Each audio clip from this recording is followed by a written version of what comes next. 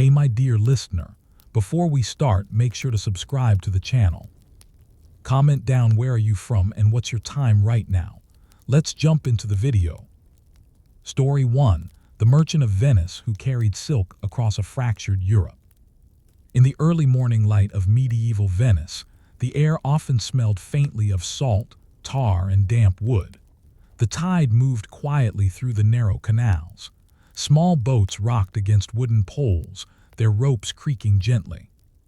For a merchant preparing to leave the city, this calm moment might be the last peaceful one for months.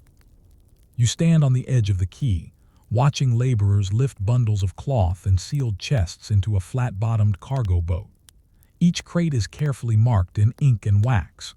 Inside them are goods that have already traveled astonishing distances: silk from faraway China, spices from India, glassware made in Venetian workshops, and wool cloth from the countryside of Flanders. But the goods themselves are only part of the story.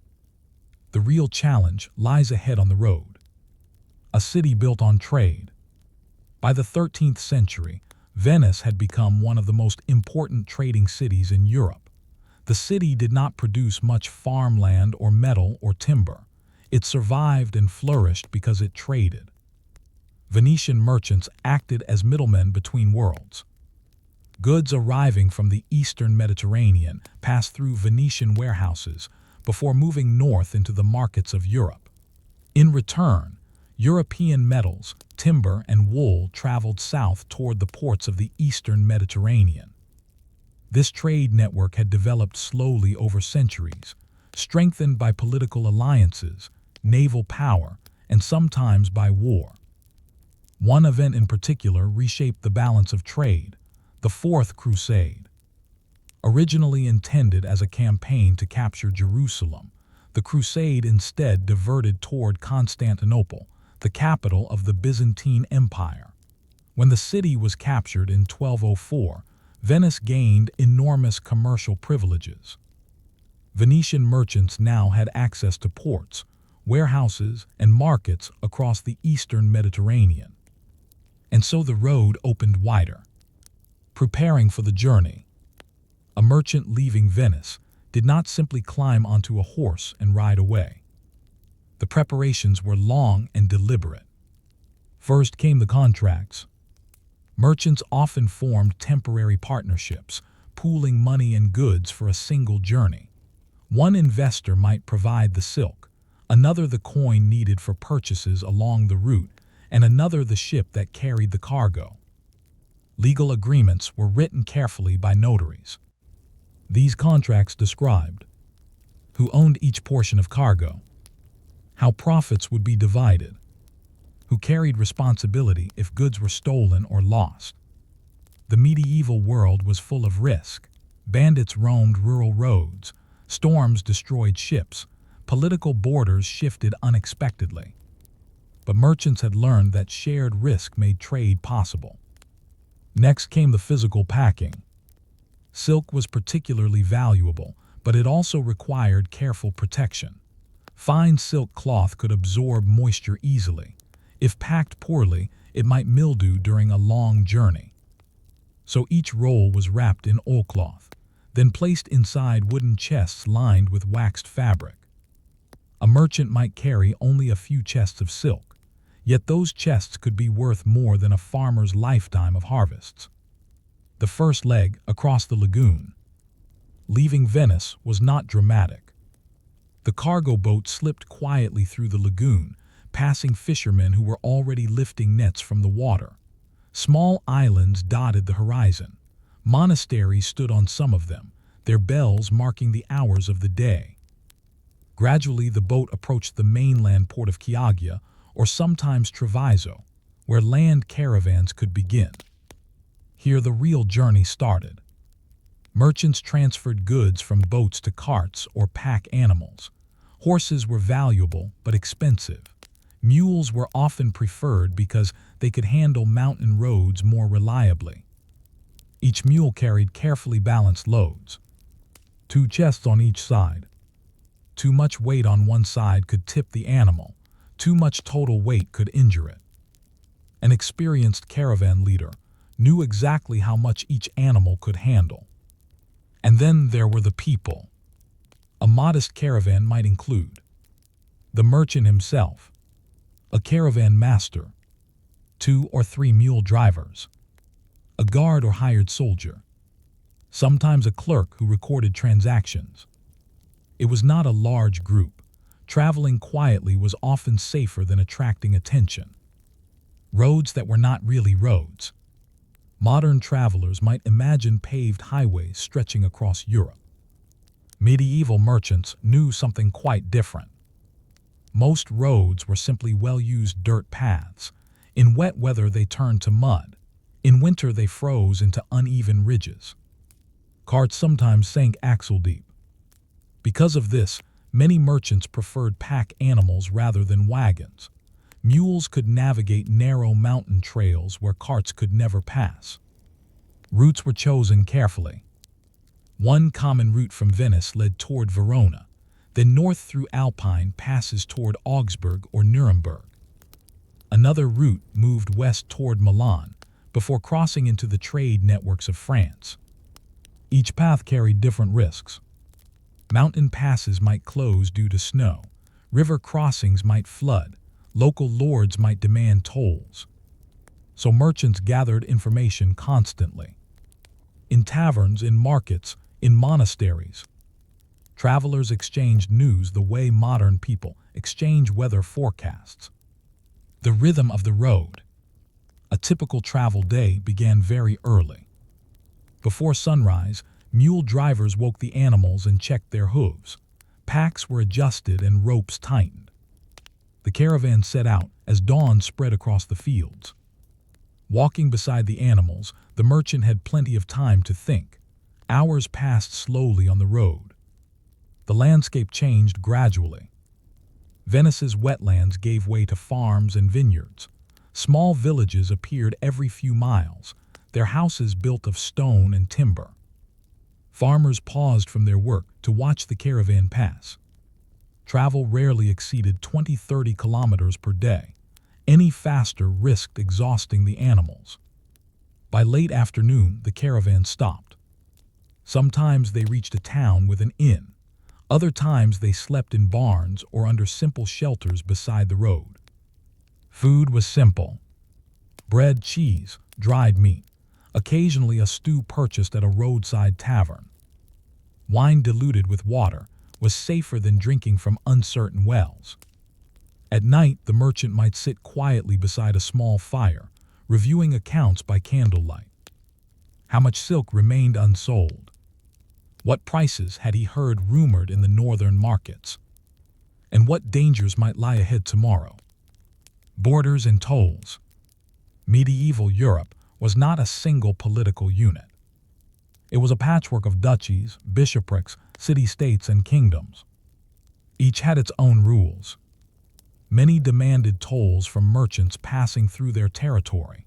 These tolls might be collected at bridges, gates, or mountain passes. Sometimes the toll was reasonable.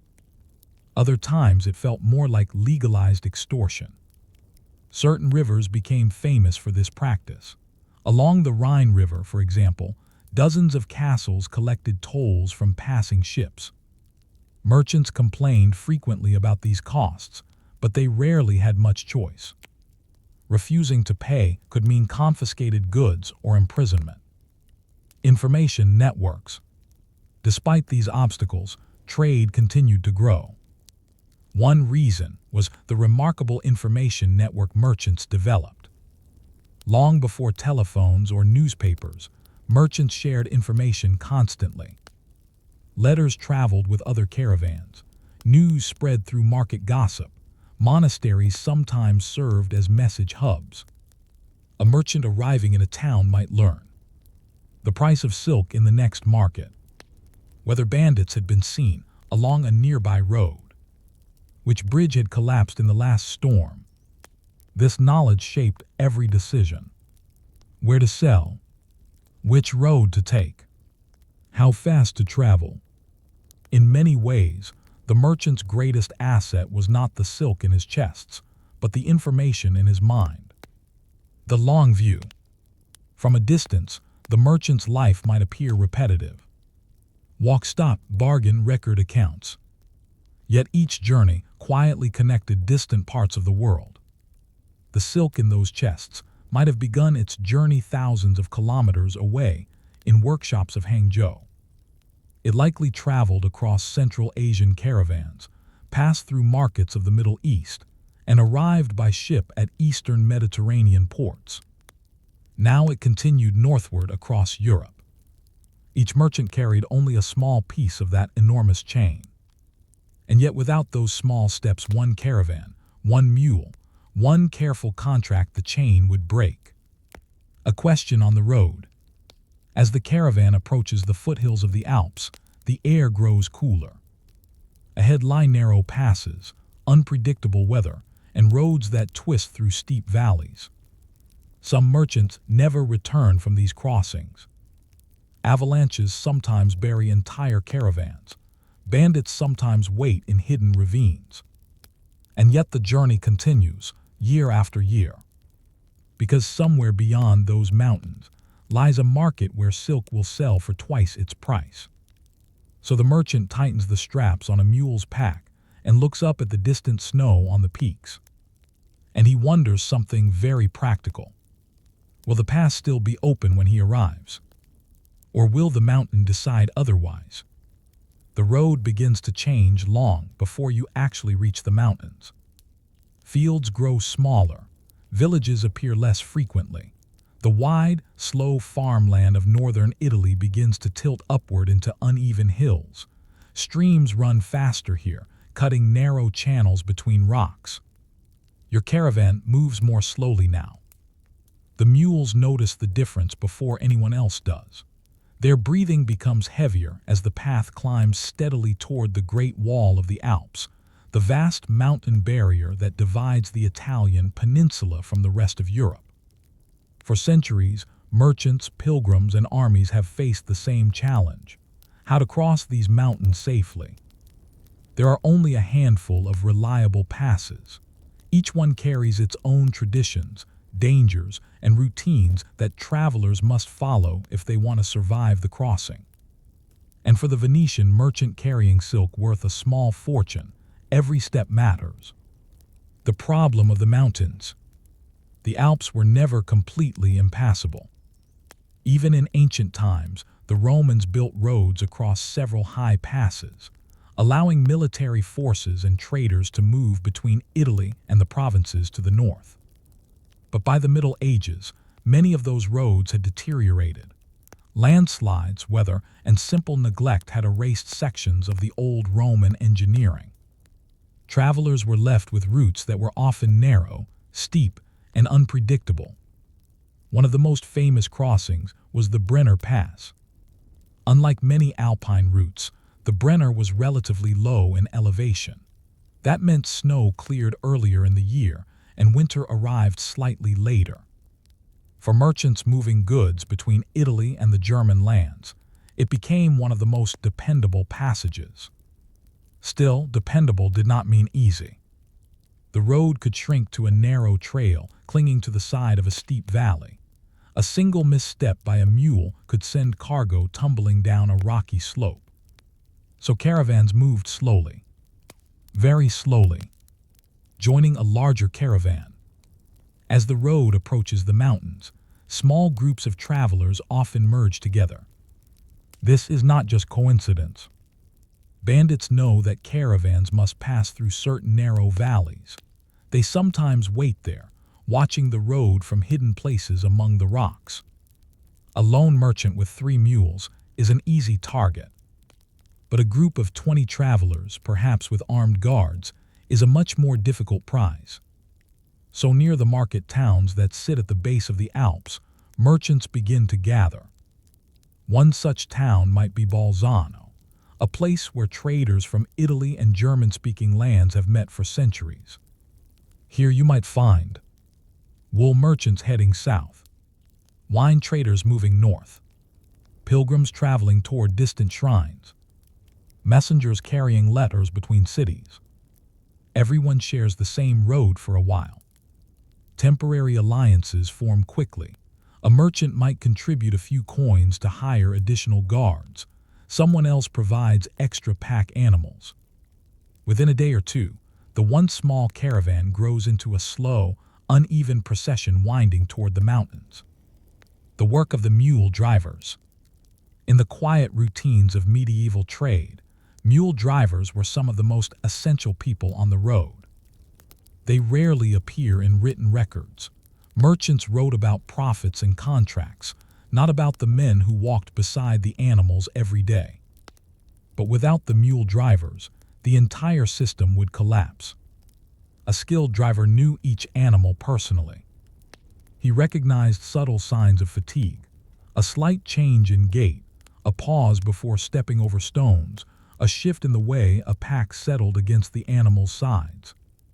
If a mule became injured, the consequences could be serious. Goods might need to be redistributed among the remaining animals, making the journey slower and harder for everyone. So every morning, the drivers performed the same careful routine. They checked hooves for stones. They examined straps for wear. They adjusted the balance of the cargo. Silk chests were particularly important. A chest sliding too far to one side could destabilize the mule and cause it to stumble on narrow paths. Balance was everything. The mountain weather. Mountain weather does not behave like the weather in the plains. Clouds can gather quickly along the slopes. A clear morning can transform into heavy rain within an hour. In autumn, early snow sometimes appears without warning. For merchants crossing the Alps, this unpredictability created constant anxiety. If snow fell heavily enough, a pass could close for weeks or even months. That meant the merchant might be forced to stay in a small mountain town, paying for food and lodging while waiting for the road to reopen. During this delay, his silk sat idle in storage. Idle cargo meant lost opportunity. Markets in northern cities fluctuated constantly. Prices rose and fell depending on supply. If the merchant arrived late, another trader might have already sold silk in that market, lowering the price for everyone else. So each day lost to weather felt like a small defeat. The hospice of the pass. High in some alpine passes stood an unusual kind of building, a traveler's hospice. These were not hospitals in the modern sense. Instead, they were shelters maintained by religious communities. Monks or priests lived there year-round, offering assistance to travelers who attempted the dangerous crossing. One of the most famous examples was the hospice near the Great St. Bernard Pass. For centuries, monks there provided warm food, beds, and guidance to exhausted travelers. They also performed another important task: rescue missions. When storms trapped caravans on the mountain, monks sometimes ventured out into the snow searching for lost travelers. Their work saved many lives. But even with this help, the mountains remained unforgiving. Nights in mountain inns. The inns near the alpine passes were very different from those in large cities. They were usually small stone buildings, with thick walls designed to withstand harsh winters. Inside, the main room served many purposes at once. Dining area, sleeping space, stable for smaller animals. Travelers often slept close together on wooden platforms covered with straw. Privacy was rare. The air inside these inns was warm but heavy with the smells of damp wool, smoke from the fireplace, and animals resting nearby. Yet after a long day climbing steep trails, most travelers felt grateful simply to be indoors. Meals were simple but filling. A thick stew made from barley, beans, and bits of preserved meat was common. Bread baked from coarse grains accompanied it. Wine or ale helped travelers relax after the exhausting climb. And around the fire, conversations slowly unfolded. The stories travelers share. When people from many regions meet in a remote mountain inn, they bring their stories with them. A merchant from Florence might describe the latest banking practices developing in his city. A trader from Cologne might explain the demand for luxury fabrics among northern nobles. A pilgrim might recount distant shrines visited along the long road toward Santiago de Compostela. These conversations formed a kind of informal education. The merchant listened carefully. Every detail could prove useful later. Perhaps a noble family in Germany was preparing for a wedding and would need expensive silk garments. Perhaps a local ruler had recently raised tolls along a particular road. Perhaps bandits had been seen near a bridge further north. In the medieval world, knowledge moved at the speed of human conversation. And mountain inns were places where knowledge traveled surprisingly far. The descent into the north. Eventually, the caravan reaches the highest point of the pass. Here the landscape becomes stark and quiet. Snow sometimes lingers even in late summer. The wind blows steadily across exposed rocks. For a moment, the merchant pauses to look back. Behind him lies Italy, the cities, ports, and markets of the Mediterranean world. Ahead lies a different landscape entirely. The road now descends into the valleys that lead toward the trading cities of the Holy Roman Empire. Forests grow thicker here. Rivers run northward. The architecture of villages changes subtly as German-speaking communities replace Italian ones. New currencies appear in local markets. New tolls must be paid. New opportunities wait. The first northern markets. One of the major destinations for merchants crossing the Alps was Augsburg, a wealthy trading city already famous in the Middle Ages. Here, merchants gathered from many parts of Europe. Italian traders brought silk and spices.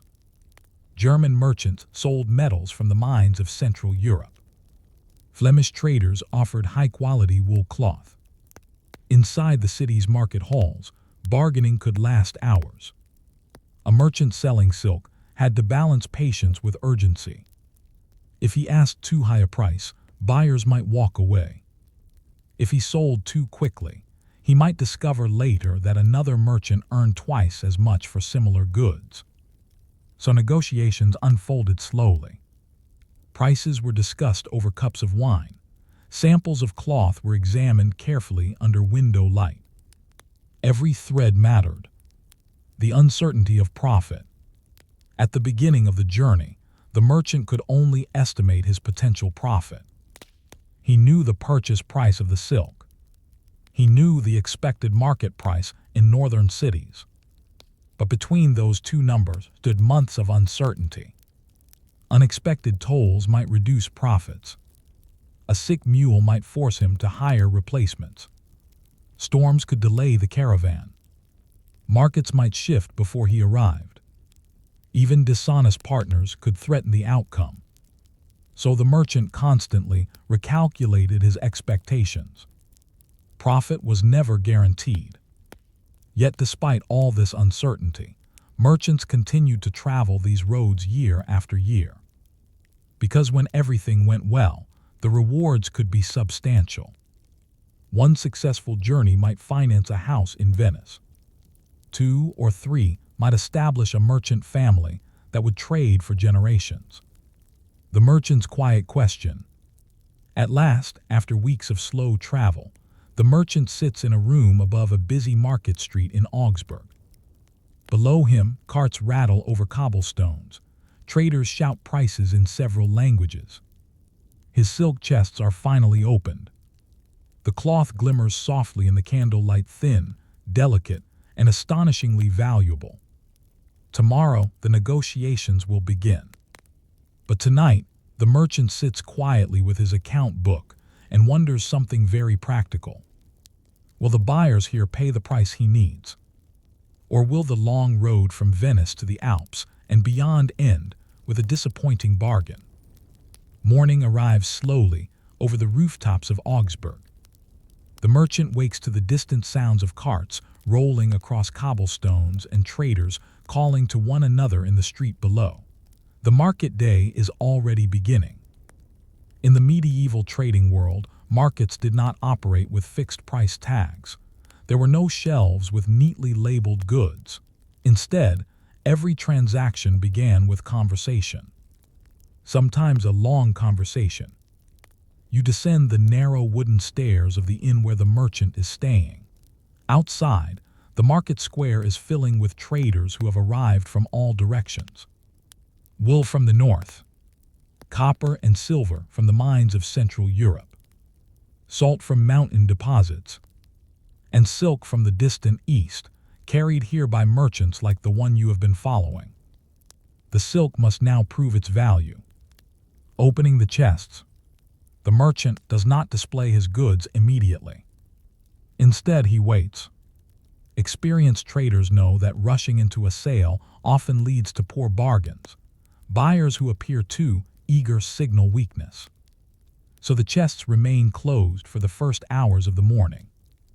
Instead, the merchant walks through the market square, greeting other traders he recognizes. Medieval merchants depended heavily on reputation and long-term relationships. One familiar face might belong to a cloth dealer from Nuremberg. Another might represent a merchant family from Cologne. They exchange small pieces of information. How was the road through the Alps this year? Did the snow arrive early? Were tolls raised along the Rhine River? These details may seem ordinary, but they influence every future journey.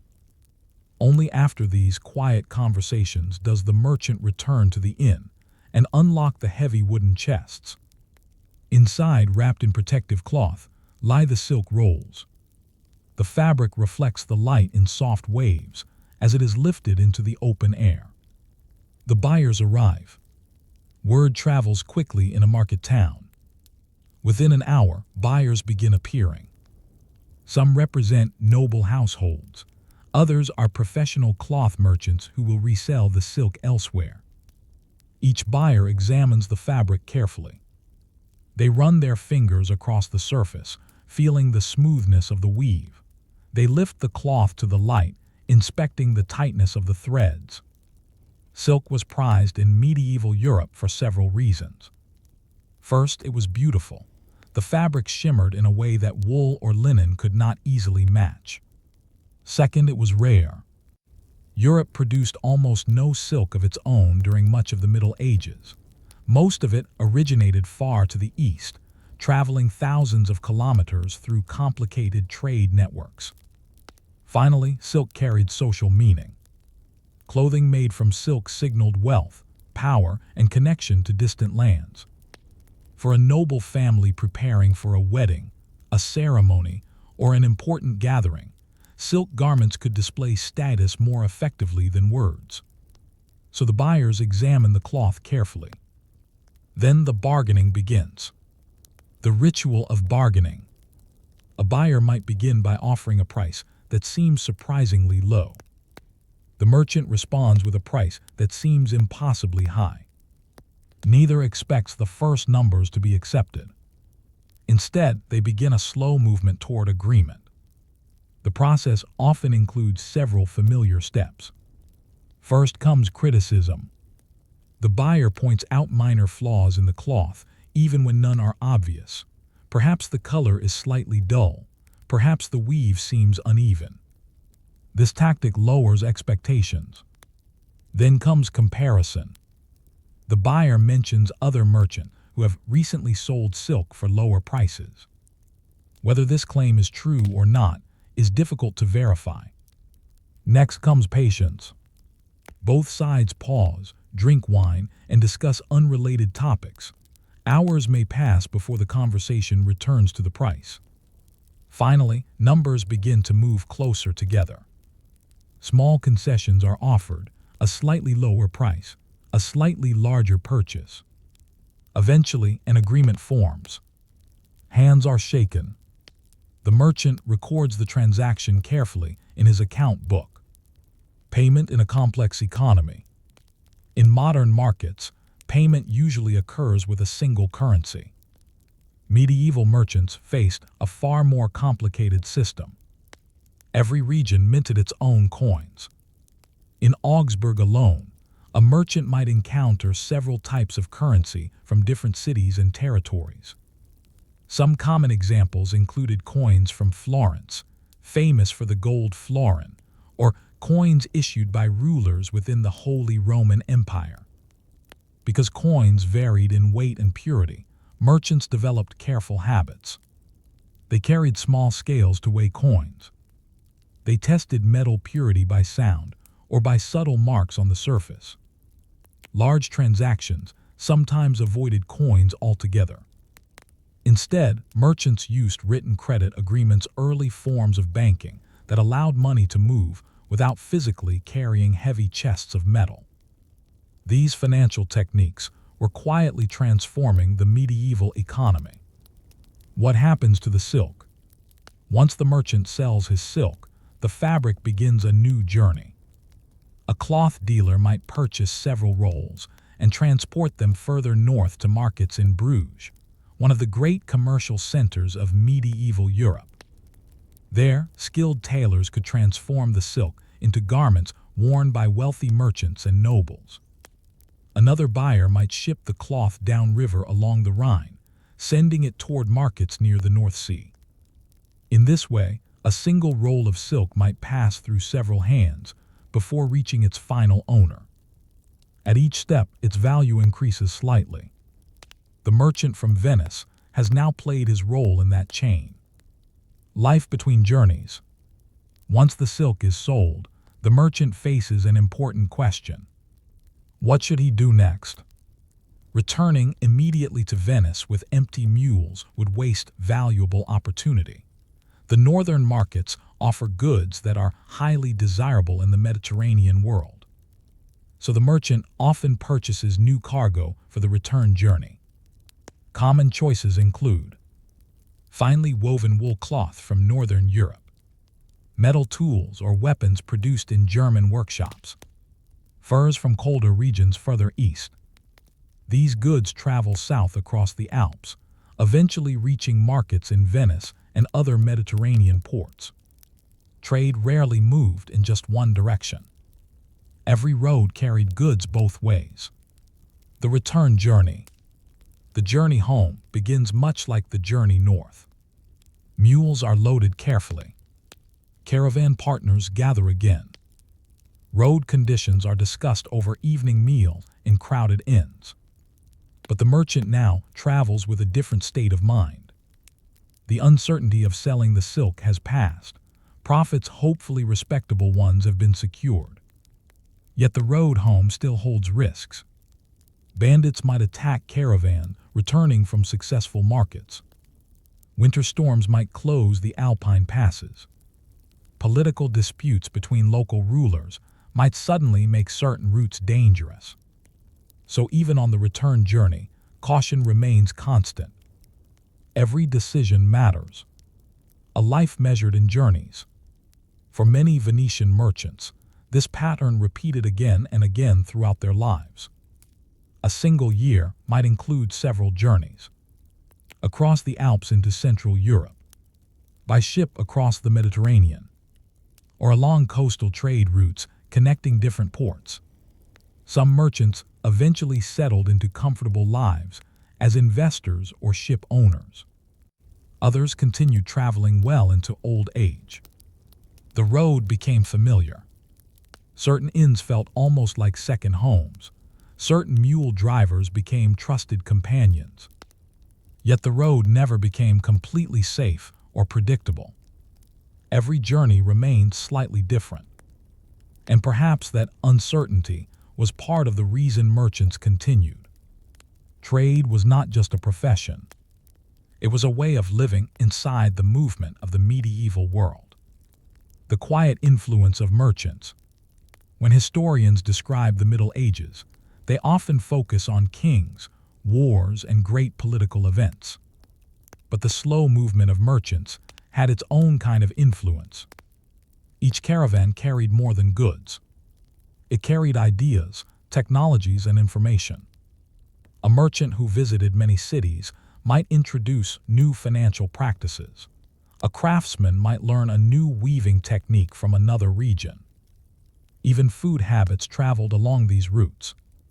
Spices, fabrics, and tools gradually spread from one culture to another. Over generations, these quiet exchanges helped shape the economic and cultural connections of Europe. And yet the individuals responsible for this movement were rarely famous. Most were simply merchants walking beside mules along long, dusty roads. A reflection at journey's end. Months after leaving the lagoon city of Venice, the merchant finally sees the familiar waters of the Venetian lagoon again. Boats move slowly across the shimmering surface. Church towers rise above the islands. He returns to the same docks where the journey began. The profits from this expedition will be counted carefully. Partners will receive their shares. Plans for the next journey will begin almost immediately. Because trade never truly stops. Even now, somewhere far to the east, another caravan is loading silk onto pack animals. Somewhere in the Alps, travelers are gathering in a mountain inn, waiting for the weather to clear. And somewhere in a northern market town, a buyer is wondering when the next merchant from Venice will arrive. The road continues endlessly, but it leaves one quiet question behind. How many unseen journeys like this quietly shape the connections between distant worlds?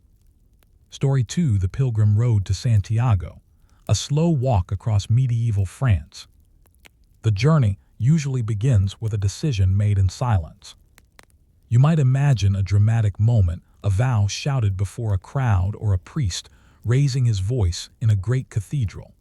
But most medieval pilgrimages began much more quietly. A farmer in a small village pauses during evening prayer. A merchant recovering from illness considers a promise made during fever. A widow wonders how to mark the passing of a difficult year. Somewhere in these quiet moments, a thought forms. Perhaps it is time to walk to Santiago de Compostela. The shrine, located in the far northwest of the Iberian Peninsula, was believed to contain the remains of Saint James the Great, one of the original apostles of Jesus. By the High Middle Ages, the pilgrimage route leading there had become one of the most important religious journeys in Europe. Thousands of people set out each year. Most of them traveled on foot. The long road west, the route toward Santiago, did not consist of a single road. Instead, it formed a web of paths crossing much of Western Europe. Pilgrims from different regions gradually merged together as they moved south and west. One of the most important networks of these routes passed through France, where several established paths carried travelers toward the mountains of northern Spain. Later historians would call these routes the Camino de Santiago, or the Way of St. James. But in the Middle Ages, pilgrims simply referred to it as the road. It was a road filled with people who often had very little in common. Some were nobles traveling with servants. Others were peasants carrying nothing more than a walking stick and a bag of bread. A few were scholars or priests seeking religious understanding. And some were travelers whose reasons were far more complicated. Why people became pilgrims. The reasons for undertaking the pilgrimage were varied. For many, the journey was an act of penance. Medieval Christianity emphasized repentance for sins. A long and difficult journey to a holy shrine was believed to help cleanse the soul. Some pilgrims walked to Santiago because a priest had assigned the journey as a formal penance after confession. Others went voluntarily, hopping to seek forgiveness for mistakes that weighed heavily on their minds. Illness was another common reason. Families sometimes believed that prayers offered at the shrine of St. James might bring healing to a sick relative. In some cases, people promised to complete the pilgrimage if they survived a dangerous illness or accident. Once recovered, they felt obligated to fulfill the vow. There were also travelers whose motivations were less spiritual. The pilgrimage roads provided a rare opportunity to travel across long distances with relative safety.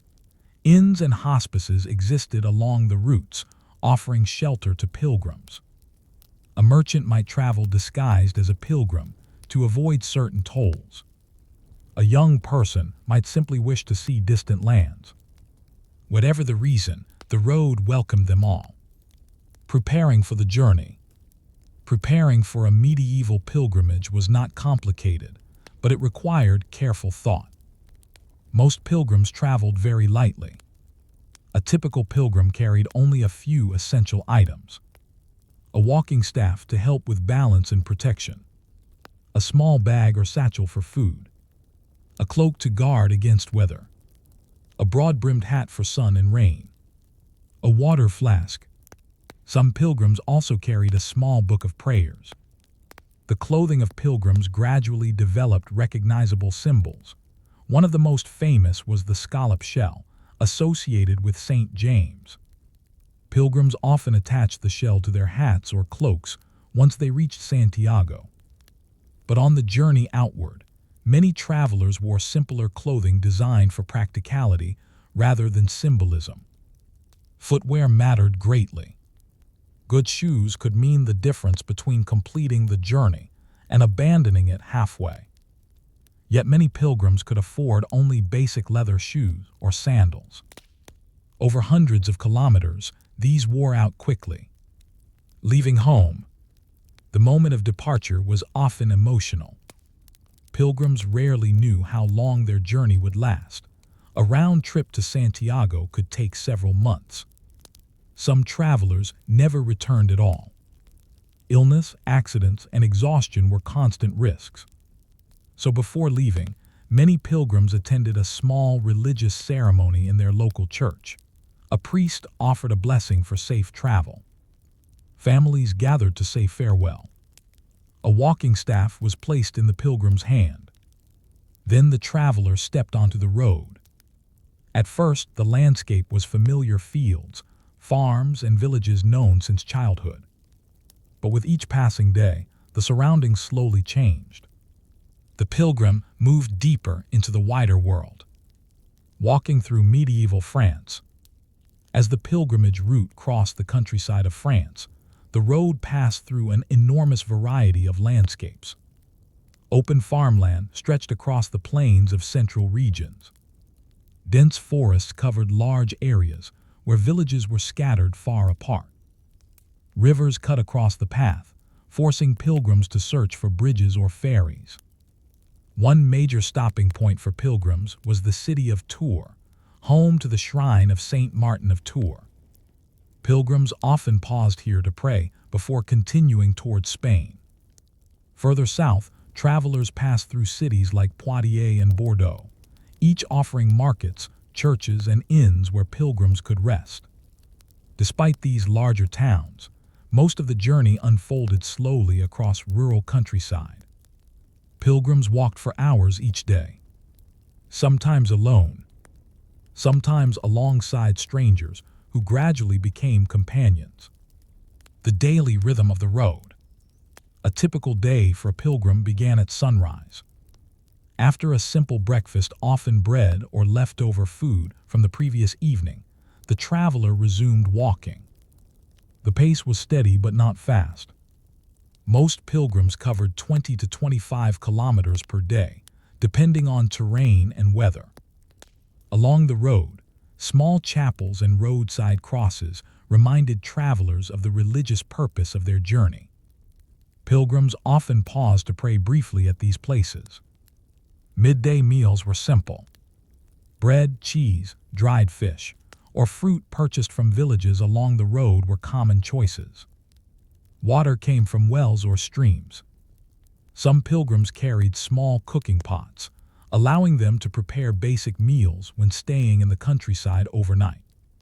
But whenever possible, travelers sought shelter in towns where hospices welcomed pilgrims. Hospices and charity. The medieval pilgrimage routes were supported by a network of hospices, religious institutions, that offered assistance to travelers. These buildings were often run by monks or nuns. Their mission was simple: provide hospitality to pilgrims. At a hospice, travelers could receive a simple meal, a place to sleep, sometimes medical care. Conditions were basic. Sleeping areas might contain rows of wooden platforms covered with straw mattresses. Pilgrims slept side by side with strangers. Yet for travelers who had spent the day walking through rain or cold winds, these shelters felt incredibly welcoming. Charity toward pilgrims was considered a religious duty. Helping a traveler on a sacred journey was believed to bring spiritual reward. The people you meet. One of the most remarkable aspects of the pilgrimage road was the diversity of people walking it. A farmer from northern France might find himself traveling beside a merchant from Genoa. A monk from England might share a meal with a shepherd from the Pyrenees. Languages varied widely. Pilgrims often communicated through gestures, fragments of shared Latin prayers, or simply through patience. Stories were exchanged during long evenings in hospices or around small fires beside the road. Some travelers described miracles they believed had occurred at the shrine of St. James. Others spoke of dangers ahead: flooded rivers, broken bridges, or stretches of forest where thieves sometimes waited. Gradually, the road itself became a kind of temporary community. People joined together for a few days or weeks, then separated as their journeys continued. The road begins to change. As pilgrims moved further south through France, the terrain slowly shifted. The air grew warmer. Vineyards appeared along hillsides. Roads became busier with merchants and travelers heading toward the border with Spain. Ahead lay the towering barrier of the Pyrenees, the final great obstacle before reaching the Spanish pilgrimage routes. Crossing those mountains would test every traveler. Storms could sweep across the high passes. Paths sometimes disappeared into thick fog. And yet pilgrims continued forward, step after step, day after day. Because beyond those mountains lay the final destination, the shrine where they hoped their long journey might find meaning. A quiet question on the road. One evening, after a long day of walking, the pilgrim sits beside a small fire near the edge of a village. The sky grows dark. Other travelers nearby speak softly while preparing their evening meals. The road behind stretches across hundreds of kilometers. The road ahead still crosses mountains and unfamiliar lands. And the pilgrim wonders something simple but profound. After all these days of walking, what will it feel like to finally arrive at the shrine of St. James? By the time a pilgrim reaches the southern edge of France, the journey has already been long. Weeks, sometimes months of walking lie behind you. Shoes are worn thin. The walking staff has grown smooth where your hand grips it every day. The satchel that once felt light now seems heavier, though it carries little more than bread, a flask, and a cloak. Yet the most difficult part of the pilgrimage may still lie ahead. The road now climbs toward the great mountain barrier separating France from Spain, the rugged slopes of the Pyrenees. Pilgrims often paused before this crossing, gathering supplies and companions in towns that had long served as gateways to the mountains. One such town was Saint-Jean-Pied-de-Port. Here the road narrowed, and the character of the pilgrimage began to change. The last French town, Saint-Jean-Pied-de-Port, was not a large city in medieval times, but it held great importance for travelers. The town sat at the foot of the Pyrenees, where several pilgrimage routes converged before beginning the steep climb into the mountains. Pilgrims arriving here experienced a mix of emotions. Relief, because they had successfully crossed most of France. Concern, because the mountains ahead had a reputation for difficulty. Local residents understood these feelings well. For centuries, they had watched pilgrims arrive from distant regions, dusty and tired, but determined to continue. The town developed small businesses that quietly supported this steady flow of travelers. Blacksmiths repaired damaged walking staffs. Cobblers patched worn shoes. Bakers produced sturdy loaves of bread that lasted several days on the road. And innkeepers provided beds where pilgrims could rest before attempting the climb. In the evening, the narrow streets filled with travelers speaking many languages. Some prayed quietly in small churches. Others compared stories about the routes they had taken across France. But eventually, every conversation returned to the same topic: the mountain road. The climb begins. Early the next morning, pilgrims gathered outside the town gates. The road out of Saint-Jean-Pied-de-Port quickly began to rise. At first the climb seemed manageable. The path wound gently upward through green hills where sheep grazed on open slopes. But gradually, the incline became steeper. The landscape opened into wide valleys, surrounded by high ridges. Trees grew thinner as the road climbed higher. Wind moved steadily across the exposed hillsides. This stretch of the pilgrimage followed a historic route leading toward Roncesvalles Pass, one of the traditional crossings into Spain. The path was not especially wide. In some places, it narrowed to little more than a trail, winding between rocks and grassy slopes. Pilgrims moved slowly. Many walked alone in quiet concentration, focusing on each step. Others traveled in small groups, offering encouragement during the more difficult sections of the climb. Weather in the mountains. The Pyrenees had a reputation for unpredictable weather. Even in summer, thick fog could suddenly blanket the slopes. Wind sometimes swept across the ridges with surprising force. Rain could turn sections of the path into slippery mud within minutes. For pilgrims who had already walked hundreds of kilometers, these conditions tested both body and patience. Heavy cloaks helped against wind and rain, but they also added weight. Wet clothing made the climb feel even longer. Yet the mountains also offered moments of quiet beauty. From certain points along the road, pilgrims could look back across the valleys of France stretching into the distance. Behind them lay villages, rivers, and fields they had crossed over many weeks. Ahead lay Spain. The thought alone often provided enough motivation to keep walking. The hospice of Roncesvalles. Near the crest of the pass stood one of the most important shelters on the pilgrimage route, the hospice at Roncesvalles. This complex of buildings had welcomed travelers for centuries.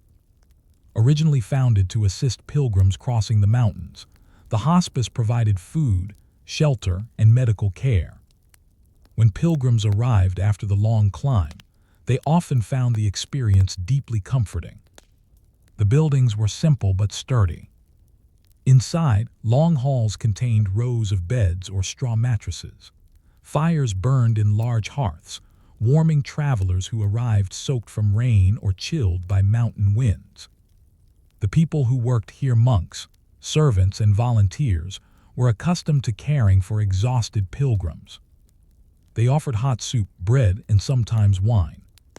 But perhaps most important of all, they offered reassurance. The mountains were behind them now. The road into Spain stretched ahead. A place of legends. The pass at Roncesvalles carried its own history, long before medieval pilgrims began crossing it. One famous story associated with the area involved the Battle of Roncesvalles Pass. According to medieval chronicles, a rear guard of the army of Charlemagne was ambushed in these mountains while returning from a campaign in Spain. The event later inspired epic poetry, including the famous medieval story known as the Song of Roland. Pilgrims who passed through the area sometimes heard these tales repeated in the evenings at the hospice. Yet for most travelers, the practical concerns of the journey mattered more than legendary battles. Their focus remained on the road ahead. Entering Spain. Once the pilgrim descended from the Pyrenees into Navarre, the character of the journey changed again. The architecture of villages looked different. Stone houses with red-tiled roofs clustered around small churches. Fields stretched across rolling hills, where farmers cultivated wheat and grapes. The language spoken by local residents sounded unfamiliar to many pilgrims who had spent weeks traveling through France. Yet the presence of the pilgrimage route made communication easier. For generations, the road to Santiago had carried travelers through these villages. Local people were accustomed to seeing pilgrims pass through. Many offered help willingly. A farmer might point out the correct path at a fork in the road. A baker might sell bread at a lower price to someone carrying a walking staff and pilgrim's cloak. Small gestures like these helped sustain the steady movement of travelers across northern Spain. The pilgrim's routine continues. Despite the excitement of entering a new country, the daily routine of the pilgrimage remained familiar. Pilgrims rose early. They walked through quiet countryside as the sun slowly warmed the fields. They paused in villages to refill water flasks or buy food. Some prayed in roadside chapels dedicated to saints. Others walked silently, lost in thought. The road itself became a companion. Its rhythm shaped each day. Step after step, village after village, day after day. In many ways, the pilgrimage was less about reaching a destination quickly and more about living inside this slow movement. Encounters on the Spanish road. The road through northern Spain brought pilgrims into contact with a new variety of travelers. Spanish merchants used the same routes to move goods between towns. Soldiers sometimes passed by on horseback, traveling between fortresses guarding the frontier regions. And of course, other pilgrims continued to arrive from many different parts of Europe. One traveler might have begun the journey in Paris. Another might have started much further away in London. Their stories mixed together during evenings in small inns or hospices. Some described storms they had survived in the mountains. Others spoke about miracles they hoped to witness at the shrine of St. James. In these moments, the road felt less like a path and more like a moving community. Strangers shared meals, stories, and encouragement. Then in the morning, they continued walking. A destination still far away. Although crossing the Pyrenees marked a major milestone, the journey to Santiago de Compostela was far from complete. Hundreds of kilometers still remained. The road stretched westward across the regions of Navarre, Castile and Leon, and finally Galicia. Each region offered different landscapes. Wide plains where wind swept across dry grass. Hill towns clustered around ancient churches. Narrow paths winding through forests and vineyards. The shrine of St. James waited somewhere far ahead. But for now, the pilgrim continued walking, one step at a time. A question on the Spanish road. One evening, after descending from the Pyrenees, the pilgrim sits outside a small stone church in a quiet Spanish village. The mountains are now distant shapes on the eastern horizon. The air is warmer. Crickets chirp softly in the grass. The road ahead still stretches for many days. And the pilgrim wonders something quietly important. After such a long journey across countries, mountains, and unfamiliar lands, will reaching the shrine truly bring the peace they have been seeking? The final part of the journey does not feel dramatic at first. After weeks or months on the road, the pilgrim continues walking much as before, rising at dawn, tightening the straps of a worn satchel, and stepping once more onto the path. Yet something has changed. The road now moves steadily west through the green hills and valleys of Galicia, the final region before reaching the shrine of Santiago de Compostela. Here the landscape begins to look different from the drier plains of central Spain. Rain falls more often, mist clings to the hills in the early morning, stone villages appear among forests of chestnut and oak. For the pilgrim, the air feels softer and cooler. And with every step, the destination draws closer. Signs that the end is near. Pilgrims approaching Santiago often noticed subtle signs that they were nearing one of the most important shrines in medieval Europe. First came the increasing number of fellow travelers. On the long roads of central Spain, a pilgrim might sometimes walk alone for hours. But in Galicia, the path grows busier. Groups of travelers appear around bends in the road. Some carry the familiar walking staff and pilgrim satchel. Others ride small horses or travel in wagons. All move in the same direction. West. Another sign appears in the small churches along the road. Many display carvings or paintings of St. James the Great, often shown wearing the cloak and hat of a pilgrim. In some villages, local residents greet passing travelers with quiet encouragement. They have seen this procession of pilgrims for generations. The road has shaped their community. The tradition of the scallop shell. As pilgrims approach Santiago, one symbol begins to appear everywhere. The scallop shell. This shell, taken from the Atlantic coast near Galicia, gradually became the most recognizable sign of the pilgrimage. Travelers who reached the shrine often attached a shell to their hats, cloaks, or satchels as proof that they had completed the journey. The shell carried several meanings. Some believed its shape, with lines spreading outward from a single point, symbolized the many pilgrimage routes across Europe, all leading to one destination. Others associated the shell with legends about St. James arriving by sea. Practical reasons also existed. A scallop shell could serve as a small bowl or cup for drinking water along the road. Over time, it became a badge of identity. A traveler wearing the shell signaled to others, "I have walked the road to Santiago." The last days of walking. The final stretch of the pilgrimage is rarely easy. By now the traveler's body is tired. Shoes may be worn thin.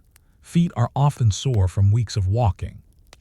Yet the knowledge that the journey is nearly complete creates a quiet determination.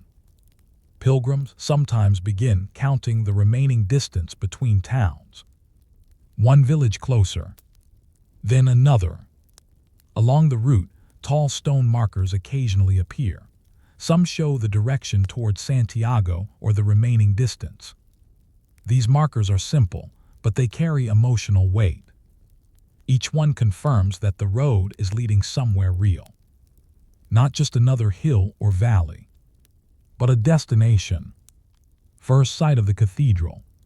For many medieval pilgrims, the first sight of the Cathedral of Santiago was unforgettable. Approaching from the surrounding hills, travelers eventually reached a point where the towers of the cathedral rose above the rooftops of the city. The building itself had grown slowly over centuries. Construction of the great Romanesque cathedral began in the 11th century, transforming Santiago into a major religious center. The cathedral dominated the city skyline. Its stone towers and large facade could be seen from far beyond the city walls. Pilgrims often stopped walking when they first saw it. Some prayed quietly. Others simply stood still, letting the moment settle after the long journey. Weeks of travel had led to this single view. Entering Santiago. The city itself was busy and crowded. Pilgrims arrived constantly from many directions. Merchants sold food, clothing, and souvenirs to travelers. Local residents moved through the streets carrying goods or leading animals through narrow lanes. For someone who had spent weeks walking through rural landscapes, the noise and activity could feel overwhelming. But most pilgrims moved quickly toward one place: the cathedral.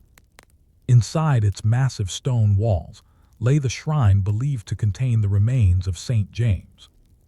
Inside the cathedral. Entering the cathedral was often an emotional experience. The interior space was vast compared to the small churches many pilgrims had known along the road. Tall stone columns supported arched ceilings high above the floor. Light entered through narrow windows, creating a soft glow inside the building. The air carried the scent of candles and incense. Pilgrims moved slowly through the aisles. Some knelt in prayer. Others waited quietly in line to approach the shrine itself. The shrine, located beneath the main altar, held the relics associated with Saint James the Great. For medieval Christians, relics held great spiritual significance. They were believed to connect the physical world with the sacred past. Pilgrims who reached this point often touched the shrine or prayed beside it. For many, this moment marked the spiritual purpose of the entire journey. The Pilgrim Mass. One important tradition at Santiago was the special Mass held for arriving pilgrims. During these services, priests welcomed travelers who had come from distant lands.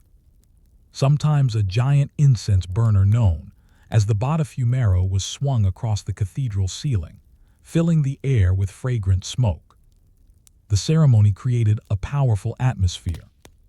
Pilgrims stood shoulder to shoulder with strangers from many countries. Their languages differed.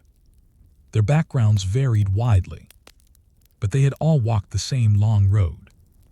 Life after arrival. Reaching Santiago did not mean the journey was entirely finished. Some pilgrims stayed in the city for several days, resting after their long travels. Hospices provided shelter and meals. Local markets offered food and supplies. A few pilgrims continued even further west to the Atlantic coast, visiting Cape Finisterre, once believed by many medieval Europeans to mark the edge of the known world. Standing beside the ocean, travelers could watch the sun set over the Atlantic. After walking across much of Europe, the sight of the open sea often felt symbolic. The road had ended. Water stretched endlessly beyond. The journey home. Eventually, most pilgrims faced the practical reality of returning home. The return journey rarely followed exactly the same path. Some travelers joined merchants or caravans heading in new directions. Others retraced parts of their original route. A few chose to remain in Spain, settling in towns along the pilgrimage road.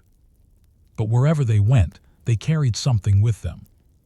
The experience of the journey. Months of walking had changed how many pilgrims saw the world.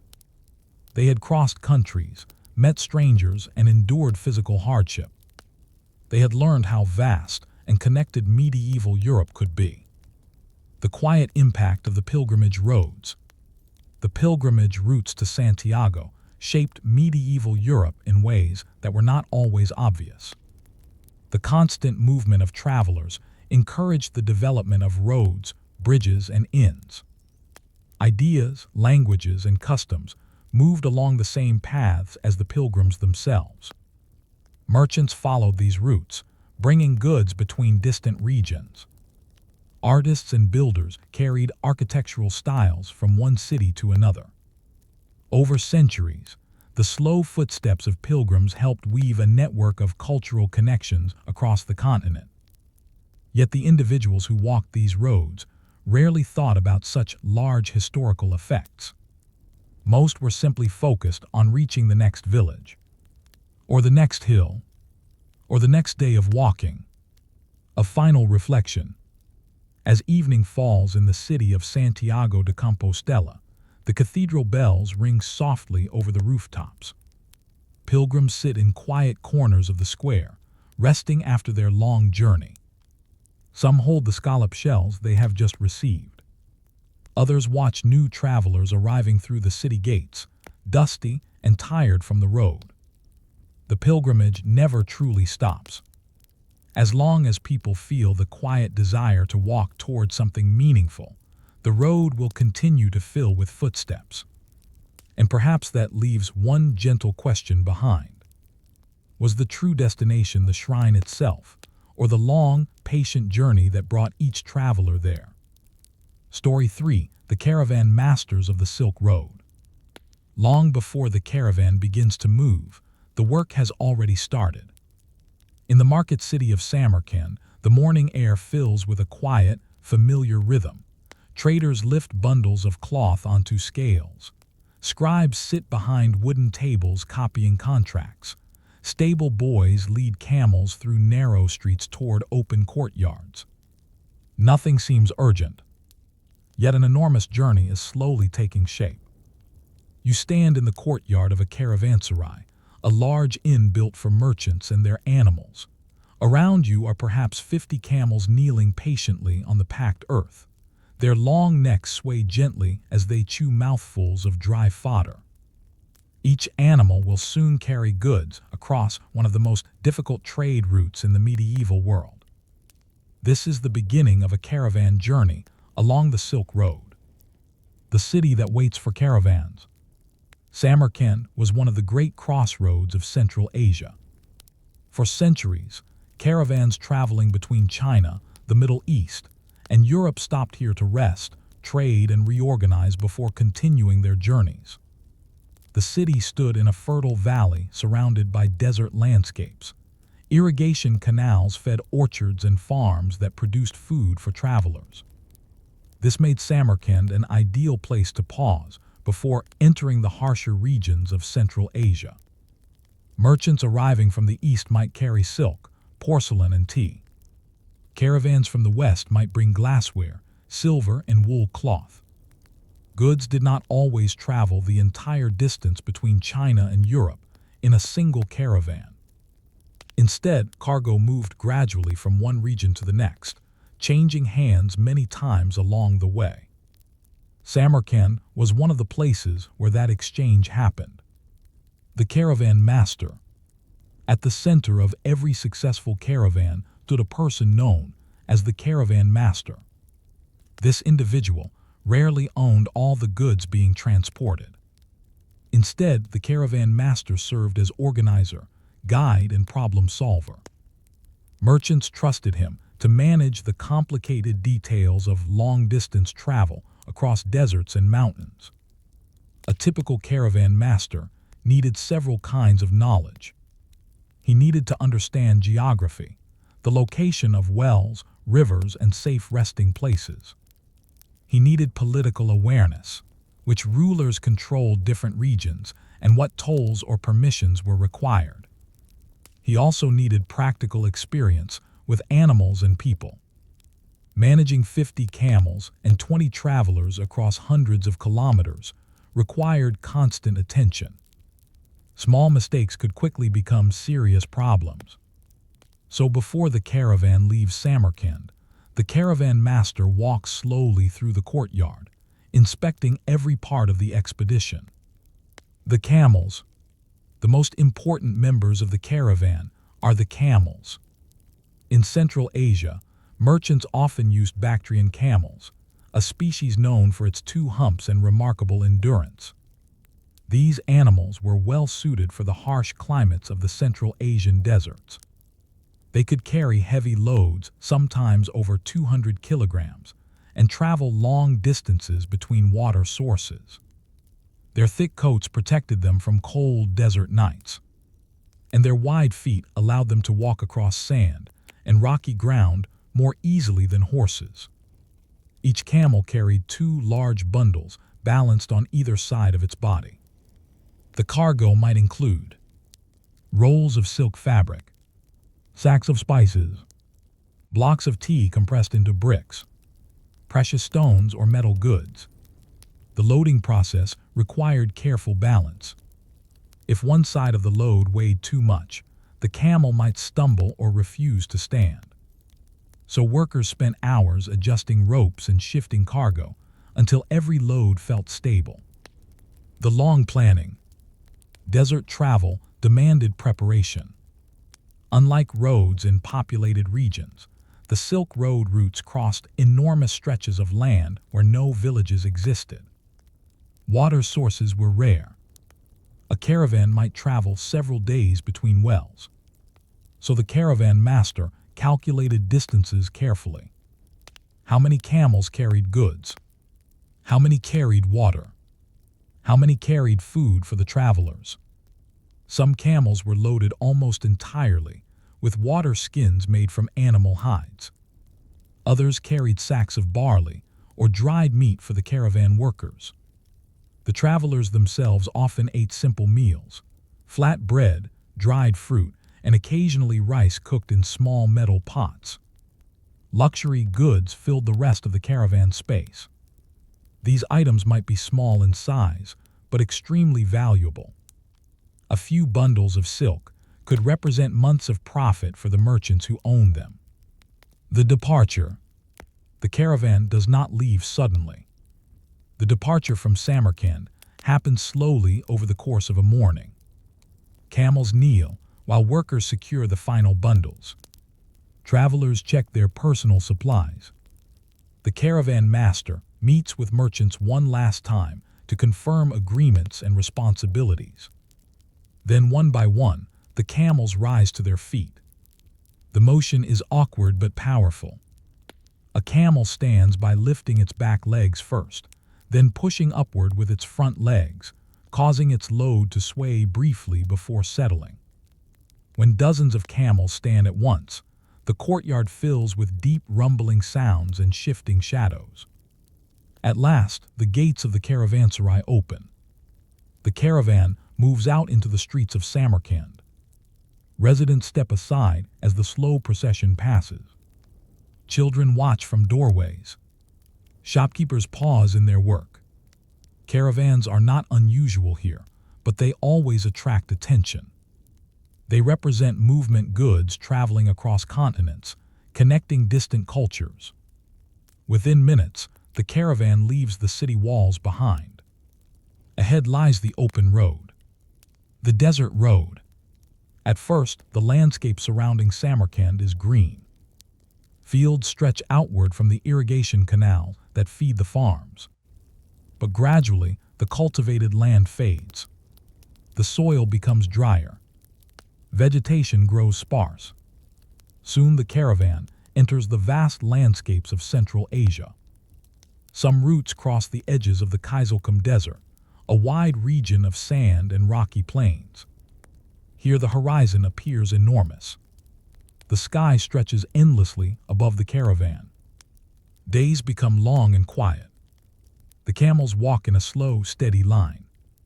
Their hooves produce soft sounds against the dry ground. Most of the travelers walk beside them. Riding is possible, but walking helps conserve the animal's energy. The rhythm of caravan travel. Life in a caravan follows a predictable rhythm. Travel begins early in the morning before the heat grows intense. The caravan moves for several hours, then pauses briefly around midday. During the hottest part of the afternoon, the camels rest. Travel resumes again later in the day, when the sun begins to sink lower in the sky. At night, the caravan forms a loose circle of animals and tents. Fires are lit carefully, using small amounts of fuel carried along the route. The desert sky fills with stars. Travelers eat simple meals and talk quietly before sleeping. Guards remain awake in shifts. Although the desert appears empty, dangers still exist. Bandits sometimes watch the roads, and wandering animals occasionally approach camps at night. So the caravan must always remain alert. The caravanserais of the Silk Road. Every few days, the caravan hopes to reach one of the great roadside inns known as caravanserais. These buildings were scattered along the Silk Road routes. Each served as a place where caravans could rest, trade, and gather information. A typical caravanserai was built like a fortress. High stone walls surrounded a large open courtyard. A single gate controlled entry. Inside, travelers found stables, storage rooms, and sleeping quarters. Water wells were often located within the walls. These places were essential to long-distance trade. Without them, crossing the vast deserts of Central Asia would have been nearly impossible. The caravan master knew their locations well. Each stop along the road was part of a carefully planned chain. A road of many cultures. The Silk Road was never controlled by a single empire for very long. Instead, it passed through regions influenced by many different cultures and governments. Caravans moving west from Samarkand might eventually pass through lands connected to the Mongol Empire, which for a time created safer conditions for long-distance trade. Further west, the goods might continue towards cities such as Baghdad or Constantinople. From there, merchants of the Mediterranean world would carry them onward to Europe. Yet no single traveler usually completed the entire journey from China to Europe. Instead, the road functioned like a chain of smaller journeys. Each caravan carried goods across one section before passing them to the next group of merchants. The quiet beginning of a long journey. As the caravan moves deeper into the desert, the city of Samarkand disappears behind the horizon. Only the long line of camels remains, stretching slowly across the empty landscape. Each step carries the cargo a little further along the Silk Road. The journey will take weeks, perhaps months. Storms may appear. Wells may run dry. Bandits may watch from distant hills. The caravan master knows that every decision ahead will matter. Because somewhere far beyond the desert lies another city waiting for these goods. And the road between them is long, uncertain, and full of quiet challenges.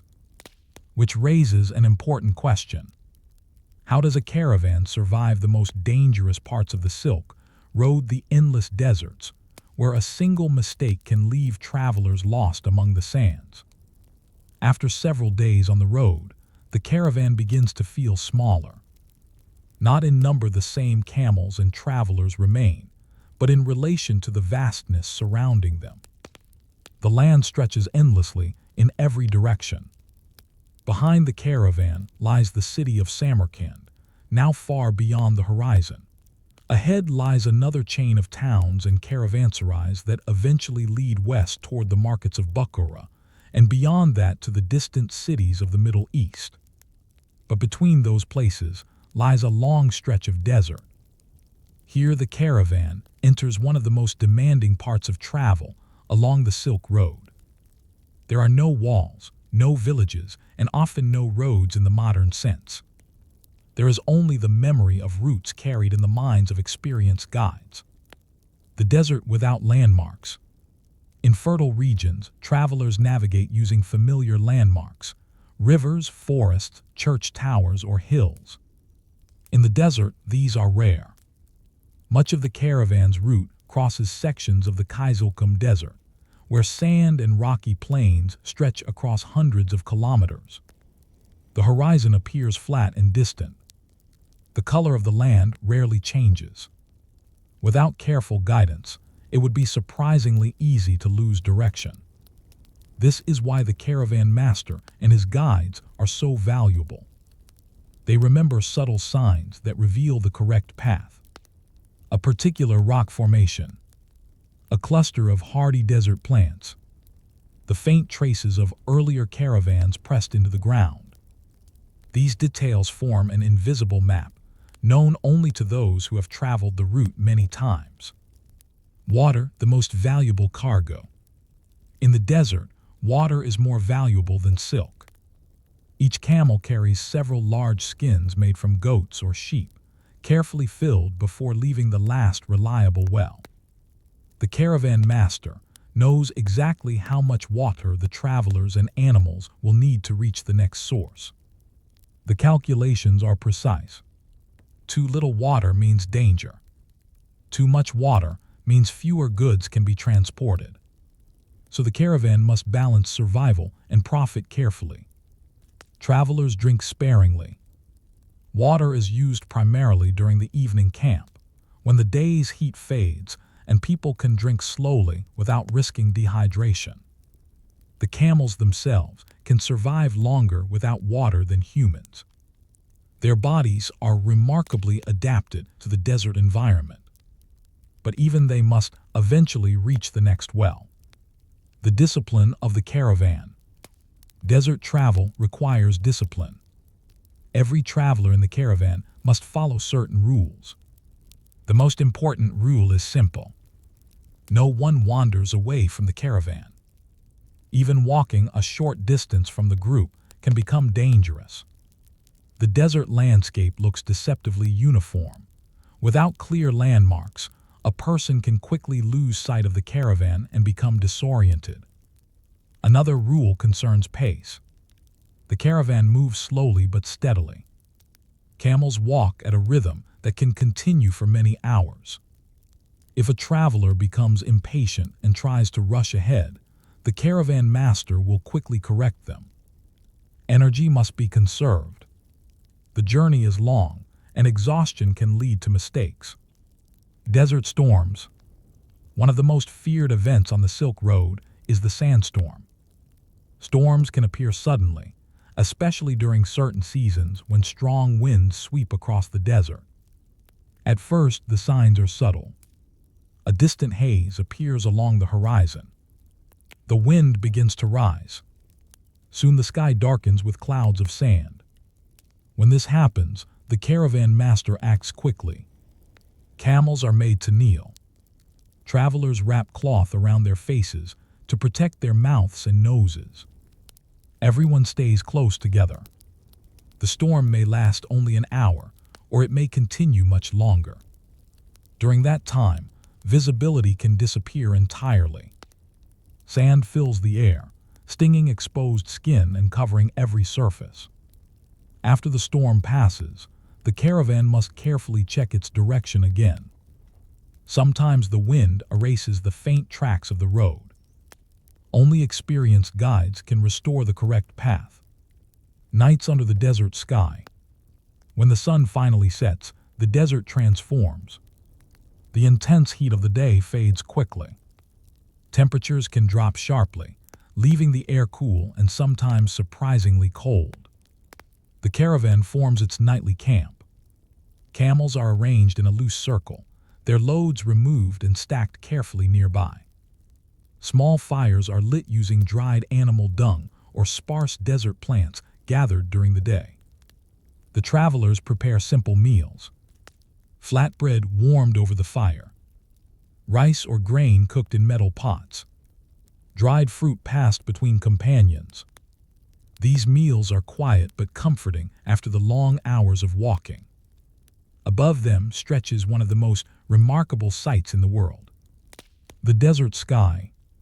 Without city lights, the stars appear incredibly bright. Travelers often recognize familiar constellations that help guide the caravan's direction. The stars are not just beautiful. They are part of the navigation system of the Silk Road. The importance of caravanserais. Every few days, the caravan hopes to reach another caravanserai, one of the great roadside inns built along Silk Road routes. One example lies near Bukhara, another important trading city. These buildings were constructed to support long-distance trade across difficult landscapes. From a distance, a caravanserai looks like a small fortress. High walls surround a large square courtyard. A single gate controls entry. Inside, travelers find wells for water, stables for animals, rooms where merchants can sleep, storage spaces for goods. These places become temporary meeting points for caravans coming from many directions. Merchants exchange news about road conditions, political events, and market prices. A caravan arriving from the east might carry silk and porcelain from China. Another arriving from the west might bring silver or glassware from cities near the Mediterranean. For a brief moment, goods from distant parts of the world rest together inside the same courtyard. The human side of the caravan. Although the caravan master manages the expedition, the journey depends on many different people. Camel drivers walk beside the animals every day, guiding them carefully across the desert. Guards watch for signs of bandits along the road. Cooks prepare meals when the caravan stops. Merchants keep careful records of their goods and agreements. Over time, these travelers form a small community. They share stories around the fire at night. Some talk about distant cities they have visited. Others describe families waiting for them at home. Despite the hardships of desert travel, friendships sometimes develop during these journeys. When people walk together for weeks across empty landscapes, conversations become part of survival. The hidden dangers. Even with preparation and experience, the Silk Road was never completely safe. Bandits sometimes targeted caravans carrying valuable cargo. These attacks were not constant, but they occurred often enough to keep travelers cautious. Guards rode near the edges of the caravan, scanning the horizon for suspicious movement. Another danger came from simple accidents. A camel might stumble and injure its leg. A traveler might fall ill far from any city. If someone became too sick to continue walking, the caravan faced a difficult decision. Sometimes the traveler could ride on a camel for a while. But if the illness became severe, the caravan might have to stop for several days at the nearest caravanserai. Delays like this could affect the entire journey. Time mattered in trade. Markets changed constantly. The long chain of trade. The caravan traveling west from Samarkand is only one link in a much larger system. Goods carried across the desert will eventually reach cities such as Baghdad or Constantinople. From there, merchants from the Mediterranean world will carry them further. Silk might eventually reach markets in Venice or other European ports. But the caravan master does not think much about the final destination. His responsibility is the section of the road ahead. A few hundred kilometers across the desert. Another caravanserai. Another city. Another set of merchants waiting for their goods. A question beneath the stars. One night, as the caravan rests beneath the wide desert sky, the travelers sit quietly around a small fire. The camels lie nearby, their long silhouettes visible in the starlight. The desert is silent, except for the occasional soft movement of sand in the wind. The caravan master studies the sky, checking the position of familiar stars that guide the road west. Tomorrow the journey will continue. The next well lies several days away. And somewhere beyond the horizon waits the next trading city. But tonight, in the stillness of the desert, a simple question lingers. After crossing such vast and empty lands, what kind of city will finally appear when the caravan reaches the end of this long stretch of the Silk Road? After many days of walking through empty landscapes, the first sign of a city often appears long before the caravan reaches its walls.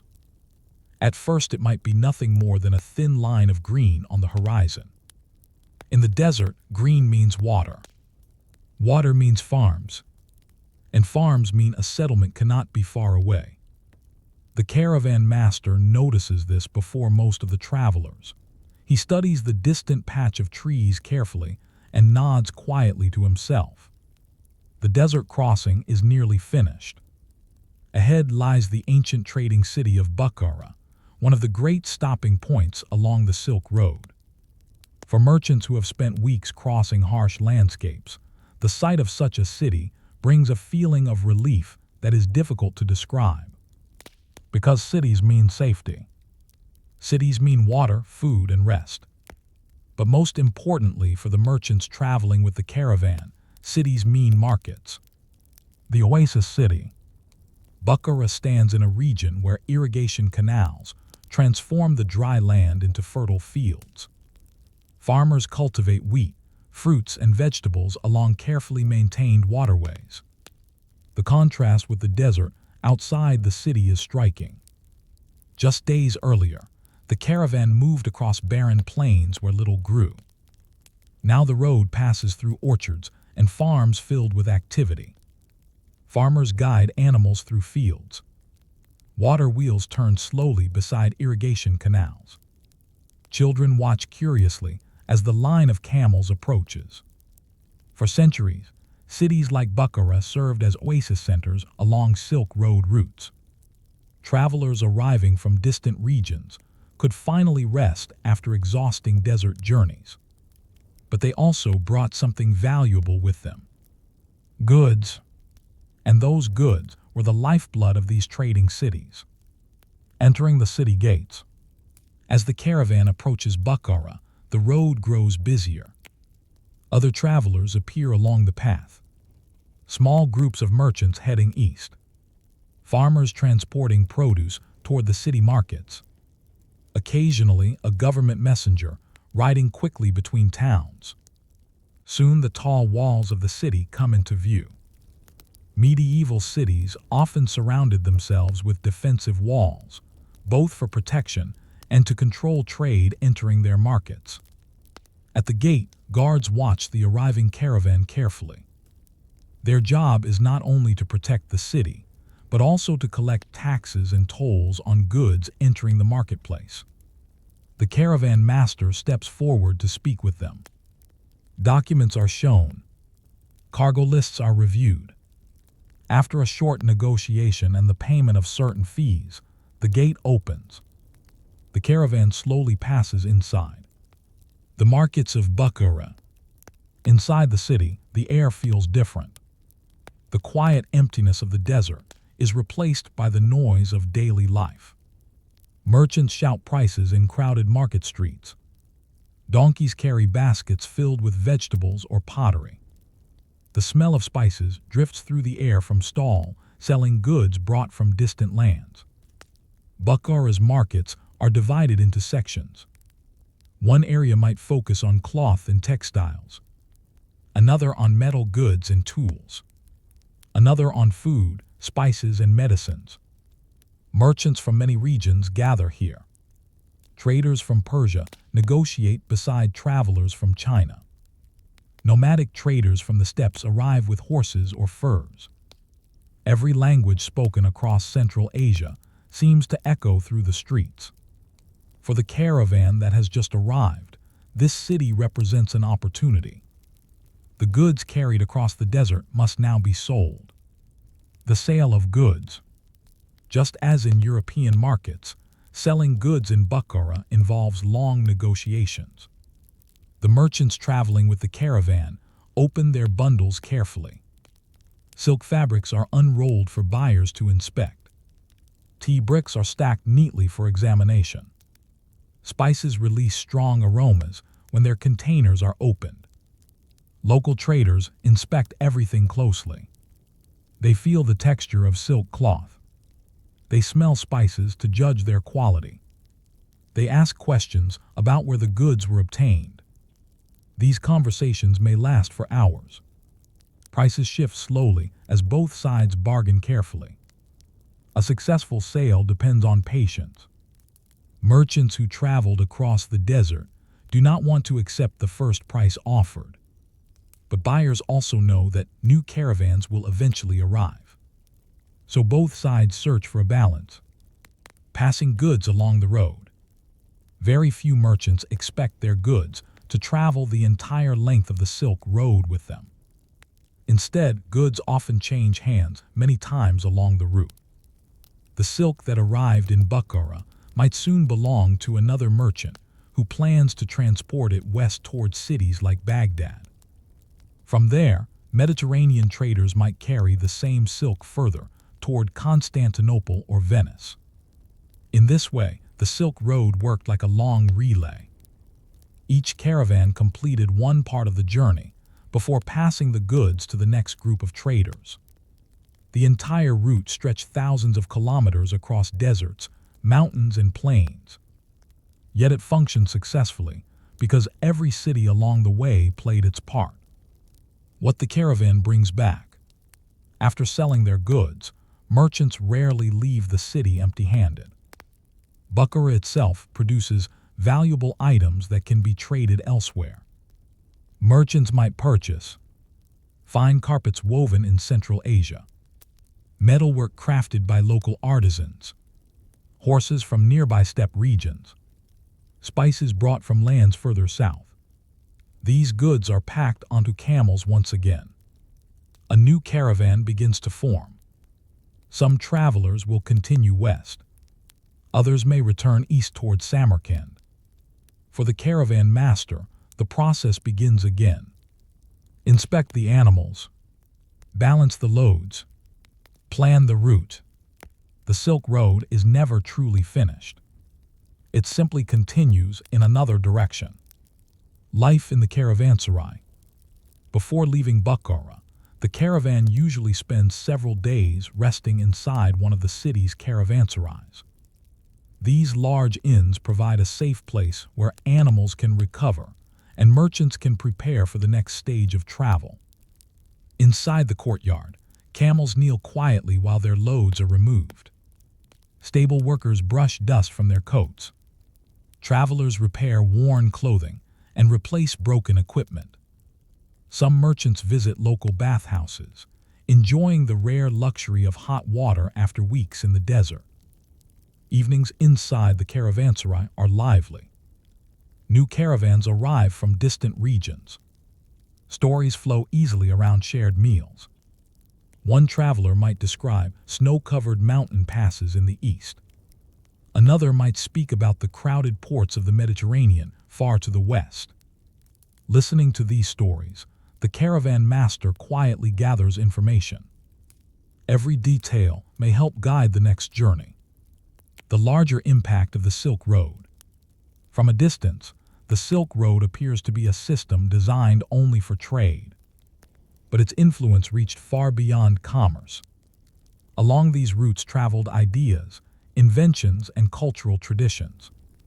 Religions spread between regions. Technologies moved from one civilization to another. Paper, gunpowder, and new artistic styles all traveled along these same roads. The merchants and caravan masters rarely thought of themselves as participants in world-changing events. They were simply doing their work, transporting goods, guiding camels, negotiating prices. Yet the slow movement of their caravans connected continents, and those connections quietly shaped history. A reflection at the end of the road. As the sun sets over Bukhara, the caravan master stands in the courtyard of the caravanserai. The camels rest peacefully after their long journey. Merchants nearby discuss the next stage of travel. Some will head west tomorrow. Others will return east along the road that leads back to Samarkand. The Silk Road stretches in both directions.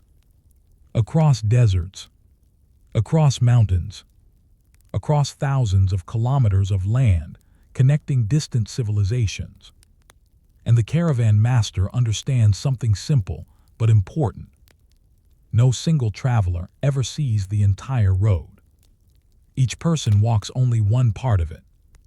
Yet together, these countless small journeys create one of the greatest trade networks in history. Which leaves a quiet question behind. How many unseen travelers carried the goods, stories, and ideas that slowly connected the ancient world? Story 4. A Viking trader's journey from the Baltic to Baghdad. The journey begins not on a road, but beside a river. In the cool morning air along the shores of the Baltic Sea, a group of traders prepare a long, narrow boat for travel. The vessel rests partly on the water and partly on a simple wooden ramp built along the riverbank. Men move quietly as they load supplies. Bundles of furs are stacked carefully near the center of the boat. Iron tools wrapped in cloth are placed beside them. A few small chests containing silver coins are hidden beneath heavier cargo. The boat itself is long and flexible, built from overlapping wooden planks fastened together with iron rivets. It resembles the famous Viking longships used in raids and exploration, but this vessel has a different purpose. This is a trading ship, and the men preparing it are not warriors today. They are merchants. Their journey will carry them thousands of kilometers through rivers and forests, eventually leading far beyond the lands of Scandinavia toward the wealthy markets of the Islamic world, and perhaps even the distant city of Baghdad. But for now, they are simply standing beside a quiet northern river, preparing for a journey that may last more than a year. The traders of the north. The people making this journey are often called Vikings, but the word can be misleading. In popular imagination, Vikings are remembered mainly as raiders who attacked coastal towns. Yet many Scandinavians were also traders. Throughout the early medieval period, merchants from the north established long-distance trade routes that connected the Scandinavia with lands far to the east and south. These traders are often referred to by historians as Varangians. Instead of traveling across open seas, many of their journeys followed rivers. Rivers acted as natural highways through the forests and plains of Eastern Europe. With a well-built boat and enough determination, a crew could travel astonishing distances using these waterways. Their route would eventually connect the Baltic world with the rich markets of the Abbasid Caliphate. The boat, the vessel used for this journey, is carefully designed for river travel. Unlike heavy cargo ships used in large oceans, Viking riverboats are light enough to be carried short distances over land when necessary. The boat is long and narrow, perhaps 20 meters in length. It has a shallow draft, meaning it does not sink deeply into the water. This allows it to travel along rivers that may become shallow during dry seasons. Along its sides run wooden shields, not always for battle, but often to protect the hull from damage when passing near rocky banks. A single square sail rests folded near the center mast. But on rivers, sails are often less useful. Most of the time, the crew will row. Each man has a wooden oar positioned along the side of the boat. Rowing will carry them slowly upstream and downstream across thousands of kilometers of waterways. What the Vikings carry.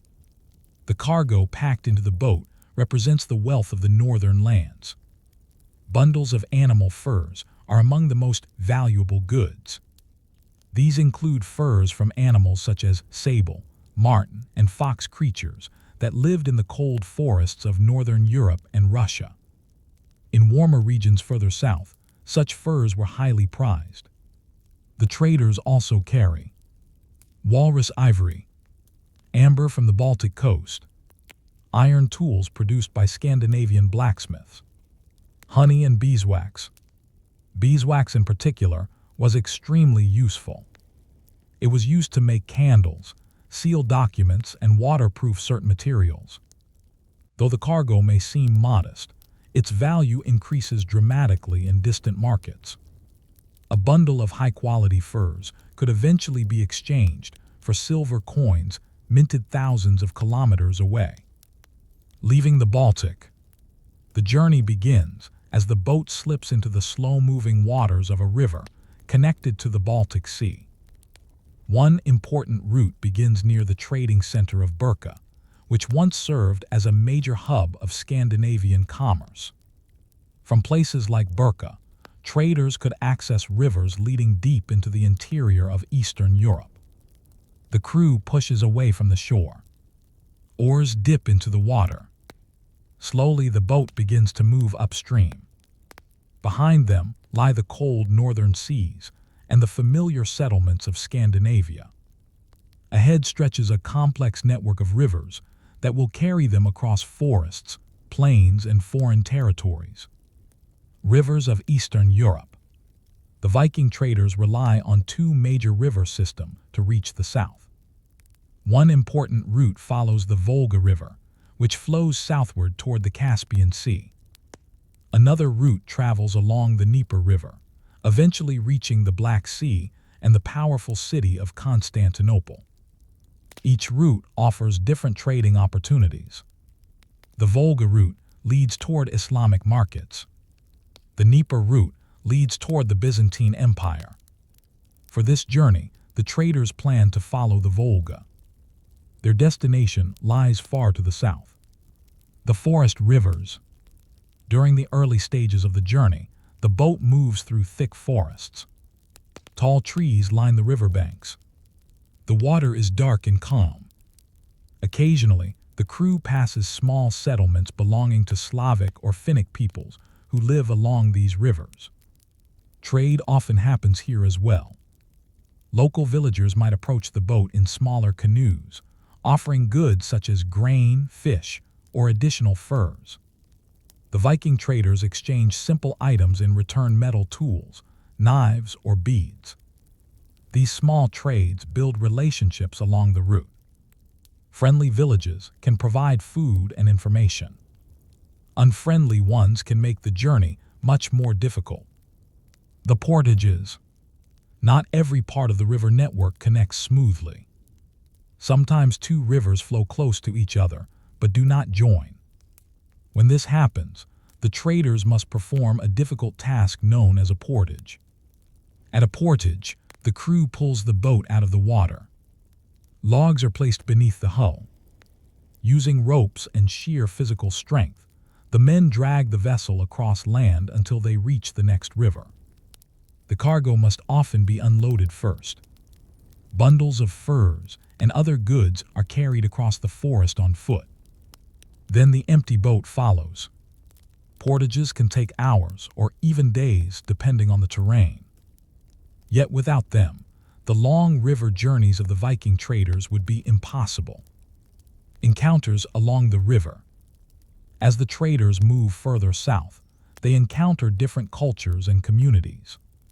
Some regions are controlled by emerging states such as Kievan Rus, where rulers collect taxes from passing merchants. In these areas, the traders must pay tolls or offer gifts to local leaders. These payments help ensure safe passage through the territory. Other regions remain sparsely populated.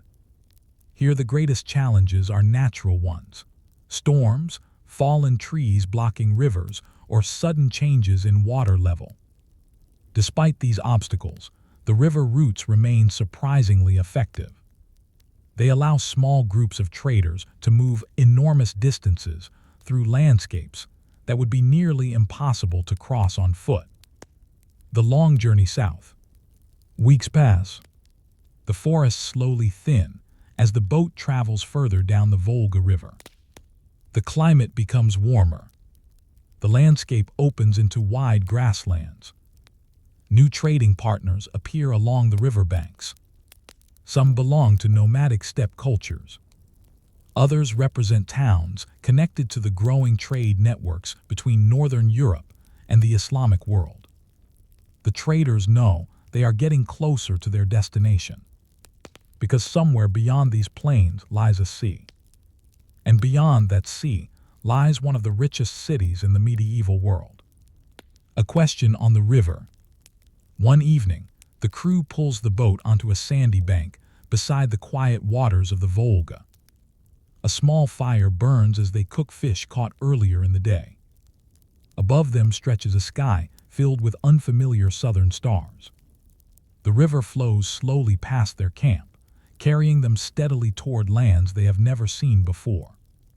Somewhere far to the south lies the glittering city of Baghdad, where markets overflow with silver coins, spices, and fine fabrics. The traders speak quietly about it as they eat their evening meal. And one thought settles into the silence of the night.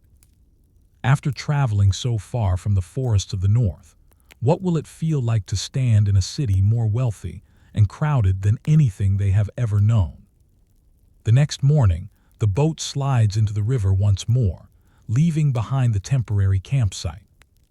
The forests of northern Europe have given way to rolling grasslands and the first signs of the steppe. The landscape stretches endlessly, flat and open, dotted with occasional yurts and small villages. Horses graze near the riverbanks. Smoke rises from distant fires. This is a new world, vast, unpredictable, and rich with opportunity. For the Viking traders, the river is still the safest highway through these lands, but navigation becomes trickier. Currents are faster here. The wide river channels branch in many directions.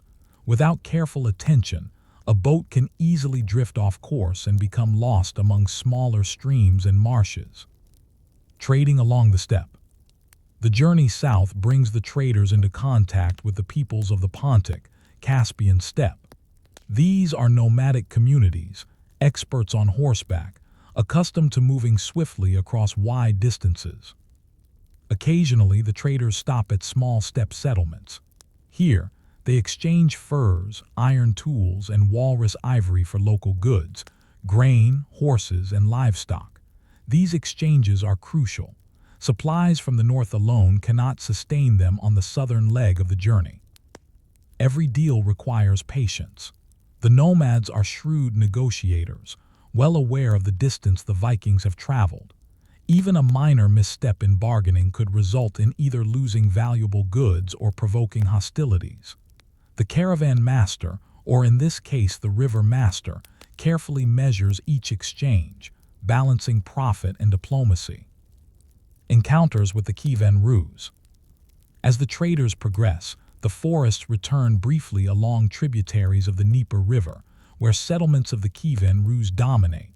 Here, river traffic is dense. Other boats travel both north and south, carrying goods from the north or returning with silver, wine, or grain from the south. The Vikings navigate cautiously. Some local authorities impose tolls at river crossings or require merchants to register their cargo. Here, documentation is critical. Contracts are recorded on parchment, and agreements often require signatures or witness marks, showing that trade follows legal expectations. These seemingly minor formalities could prevent disputes from escalating into violence. Even as the traders handle bureaucracy, they observe the activity around them. Markets grow busier here than in the northern forests. Traders speak many languages: Slavic, Norse, and even Arabic or Persian brought south along other routes. The river connects these distant cultures in ways few realize, all through the slow rhythm of trade. Moving toward the Caspian. After navigating tributaries and steppe rivers, the journey draws the traders toward the Caspian Sea. Here, the northern forests end completely, replaced by dry plains and the open horizon. The Caspian represents both opportunity and risk. Merchant vessels must now rely on the wind as much as oars. Sudden storms can overturn boats or wash cargo overboard. Navigation is more challenging, especially since few markers exist along this inland sea. Experienced sailors watch the seas carefully, noting cloud formations, wind shifts, and the changing color of the water. Despite the dangers, the Caspian offers the traders a shortcut to the wealth of the Islamic markets further south. By crossing its waters and navigating the rivers that lead into the Middle East, they can reach cities like Baghdad, home to riches, scholars, and complex marketplaces filled with silver, spices, and textiles. Southern tribes and river security. Travel along the rivers is rarely smooth. Local tribes along the Caspian and its rivers sometimes demand tribute for passage or attempt to intercept caravans. Unlike raiding Vikings, the traders must avoid conflict. Diplomacy, gifts, and careful observation of local customs ensure safety. Each encounter carries its own subtle dangers. A poorly chosen gift can offend a local leader. Ignoring a warning about shallow waters can strand the boat far from help. The river master must anticipate these issues before they arise. One miscalculation could mean lost cargo, lost animals, or worse, human lives. Despite these hazards, the traders press on, their focus sharp, their pace deliberate. This is the essence of long-distance trade, small, patient steps that eventually connect distant worlds. The changing climate. As the traders move south, the climate transforms noticeably. Northern winds give way to warmer southern breezes. Trees become sparse. Grasslands dominate. Occasional desert shrubs hint at the arid regions ahead. Travelers must adjust clothing and rations to this new environment. Camels are not used here, but horses often accompany the merchants on land crossings or portages. Freshwater sources are monitored closely. Even slight dehydration can cause delays or weaken travelers at the most critical moments. The environment tests not only endurance but planning. Every stop must be calculated. Every day's travel carefully logged. The river master relies on memory, maps, and local guidance to ensure that the crew continues in the right direction. Approaching the cities of the south. Finally, after weeks along rivers and steppe, signs of urban civilization begin to appear. Small towns grow more frequent along the riverbanks. Fortified settlements emerge. The density of population increases gradually. For Viking traders, these cities are remarkable. Stone buildings, crowded marketplaces, and bustling harbors contrast sharply with the forests and open plains they left behind. Every new settlement offers the possibility of trade, supplies, and news from distant lands. One such city, Durban, marks a major milestone. Strategically positioned near the Caspian, it controls river access and offers the merchants a chance to replenish and reorganize before the final stretch toward Mesopotamia. The journey's meaning. Even as the traders rest and prepare to move onward, they understand the scale of what they are doing. Their journey connects northern Europe with the heart of the Islamic world. Each fur, coin, and metal tool exchanged represents not just profit, but the slow movement of culture, technology, and knowledge across thousands of kilometers. These connections are largely invisible to those living far from the rivers, but they create a web linking distant societies long before the age of modern transportation. As the sun sets over the steppe, the Viking traders prepare their boats for the final leg of the journey. The rivers will carry them into foreign lands filled with unfamiliar customs, languages, and wealth unimaginable in their northern homelands. One quiet question remains. After months of rivers, forests, and steppe, what will it feel like to finally step into the enormous marketplaces of Baghdad, where traders from every corner of the known world converge? At last, the rivers widen, and the flat plains give way to the fertile lands of Mesopotamia. The Viking traders approach the outskirts of Baghdad, the beating heart of the Abbasid Caliphate. From a distance, the city appears enormous. Its walls stretch along the riverbanks. Minarets rise above mosques. Markets or souks bustle with activity visible even from the river. The waters carry a mixture of boat traffic, small trading vessels, passenger boats, and occasional larger river barges. The smell of spices, baked bread, and the distant tang of river water fills the air. For the traders, this is both awe-inspiring and overwhelming. They have crossed thousands of kilometers, from the northern Baltic forests to the deserts and rivers of the south, and here lies the culmination of months of planning, rowing, and careful diplomacy. Entering the city, the boat docks at a busy riverside quay. Merchants and porters scramble to unload cargo. The Viking traders, accustomed to forests, rivers, and the open steppe, now find themselves amid densely packed streets filled with sounds, smells, and languages they have never encountered before. Stalls overflow with goods: silk from China, spices from India, silver coins from Europe, and local crafts of intricate metalwork and textiles.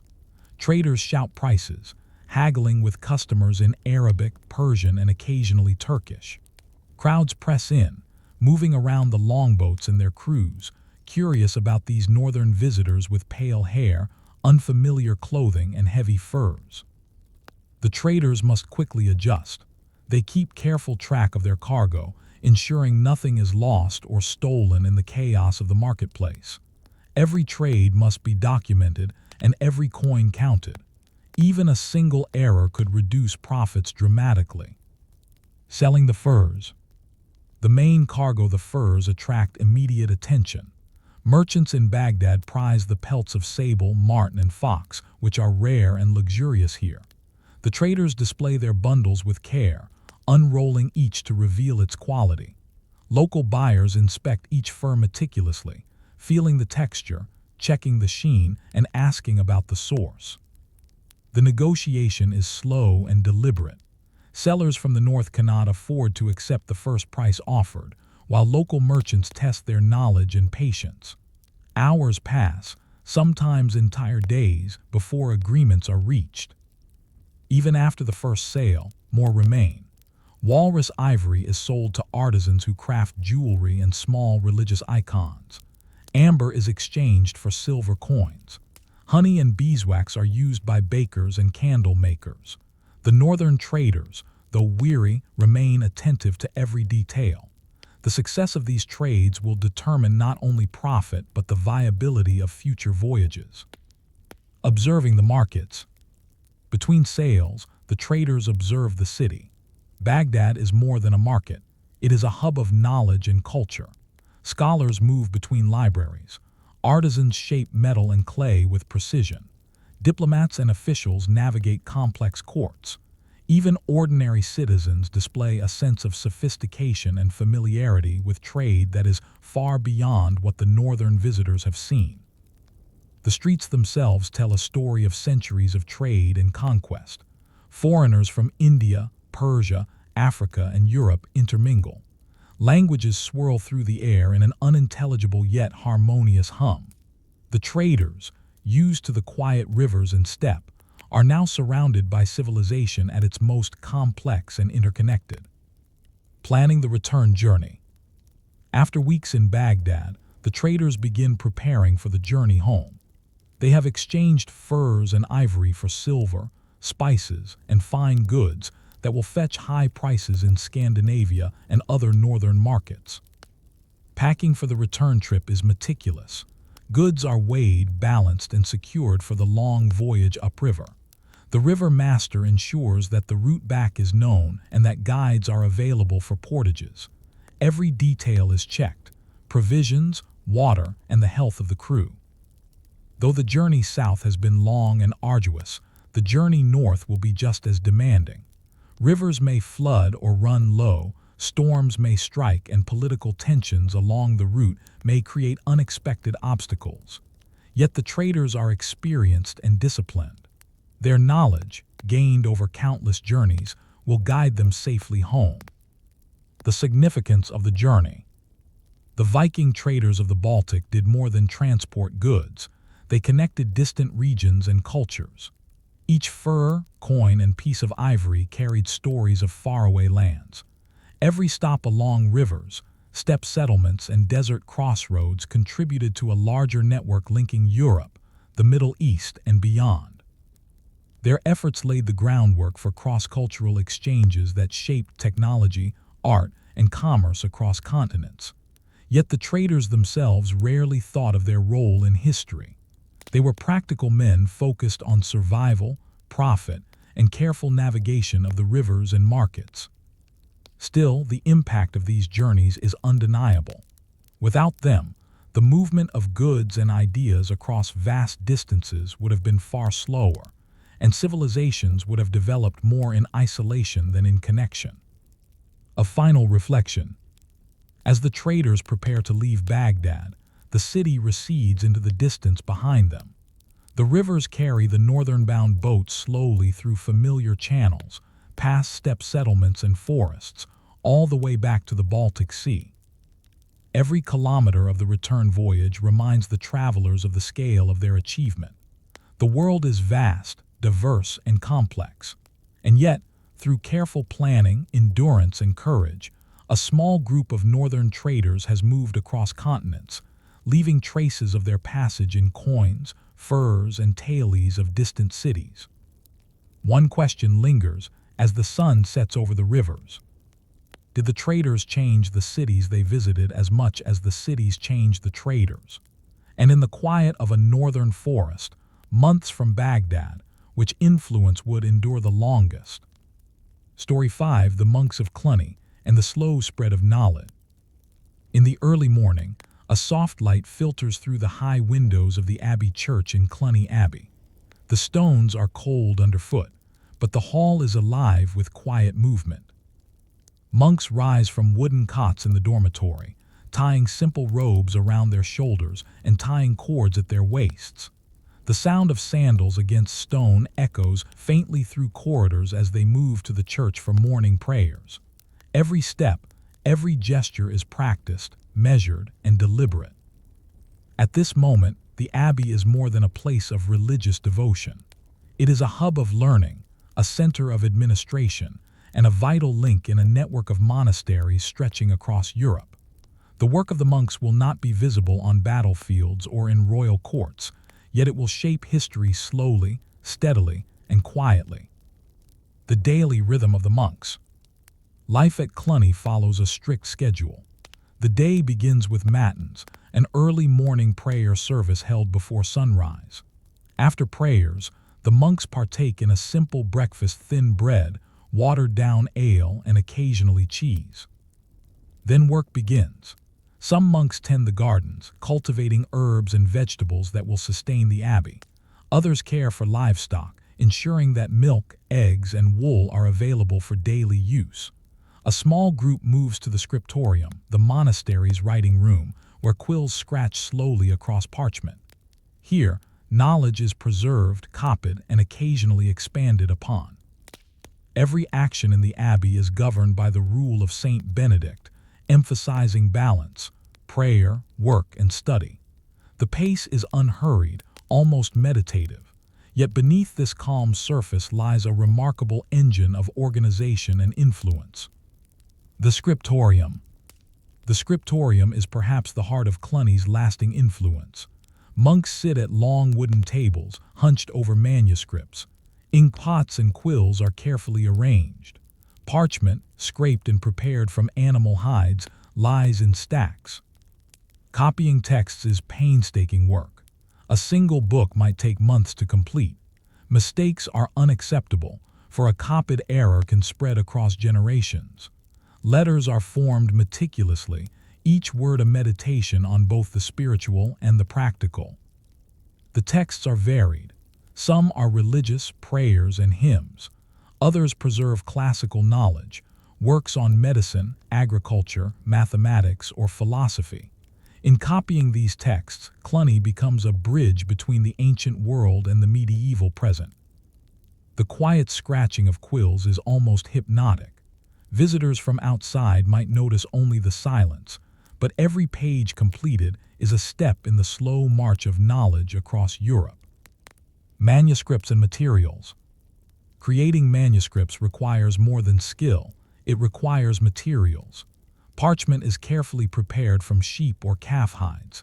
Ink is made from oak galls and iron salts, producing a deep black that endures.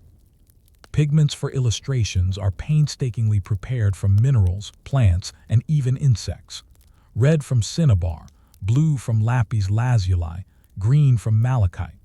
Illuminated letters glow softly under the flickering candlelight. Even mundane tasks, grinding pigments, scraping parchment, mixing ink, are vital. Without these efforts, the monastery could not produce books capable of reaching other abbeys, scholars, and eventually the broader world. The monastic library. Once copied, books are carefully stored in the monastery library. The collection is neither vast nor numerous by modern standards, but it is unparalleled for the period. Here, knowledge from different regions and eras converges. The monks do not merely preserve religious texts, they also safeguard works of history, science, and philosophy. These texts will later travel to other monasteries, shaping minds far beyond Cluny. A young monk might spend hours studying a single manuscript, learning not only the words but the techniques of writing, illustration, and careful observation.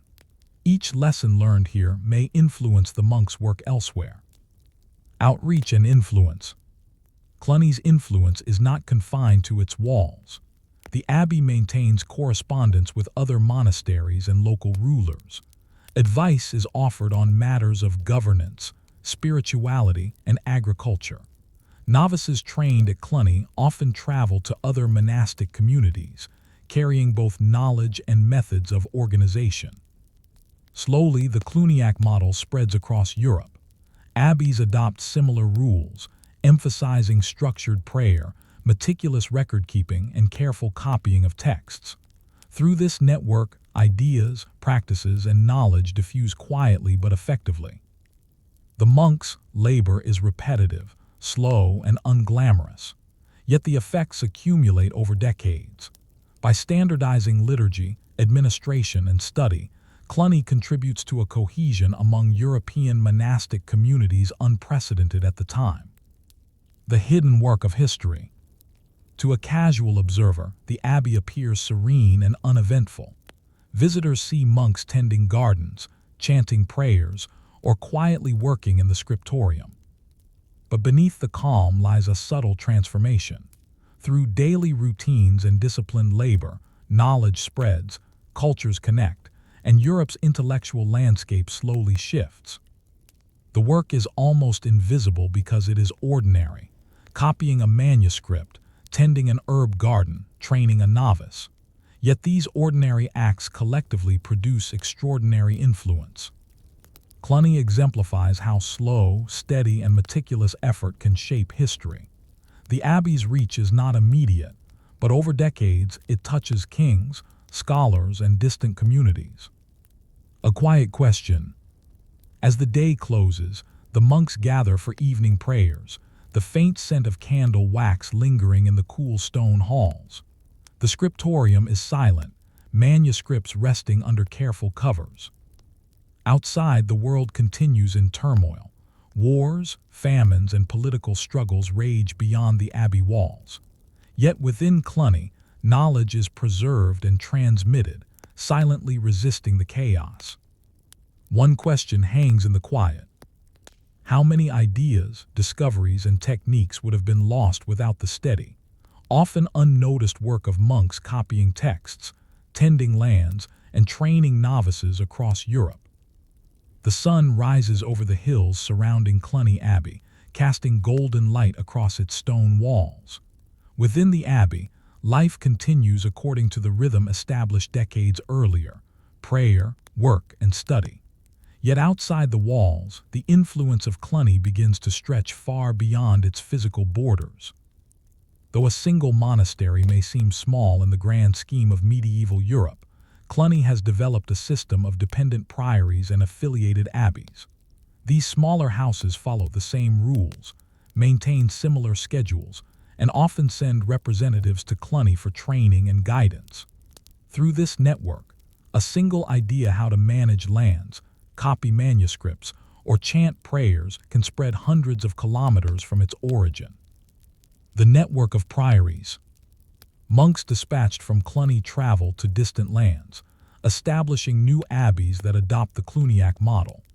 Each priory functions semi-independently, but remains spiritually and administratively linked to the mother abbey. This network allows Cluny to standardize practices across Europe. A monk trained in France can visit a priory in Spain or Italy, recognize the familiar rituals, and participate seamlessly. The architecture, the liturgy, and even the order of meals echo what he has known at home. Through this standardization, Cluny shapes not only spiritual life, but also social and economic practices. Abbeys become centers of agriculture, production, and administration, influencing the lives of laypeople in nearby villages. Local rulers often consult Cluniac monks for advice on governance or dispute resolution, recognizing the abbey's reputation for order and learning. Land management and agriculture. Cluny's influence is not limited to spiritual matters. The abbey controls vast tracts of land, some cultivated directly by monks, others leased to tenant farmers. Monks carefully record yields, manage irrigation systems, and experiment with crop rotations.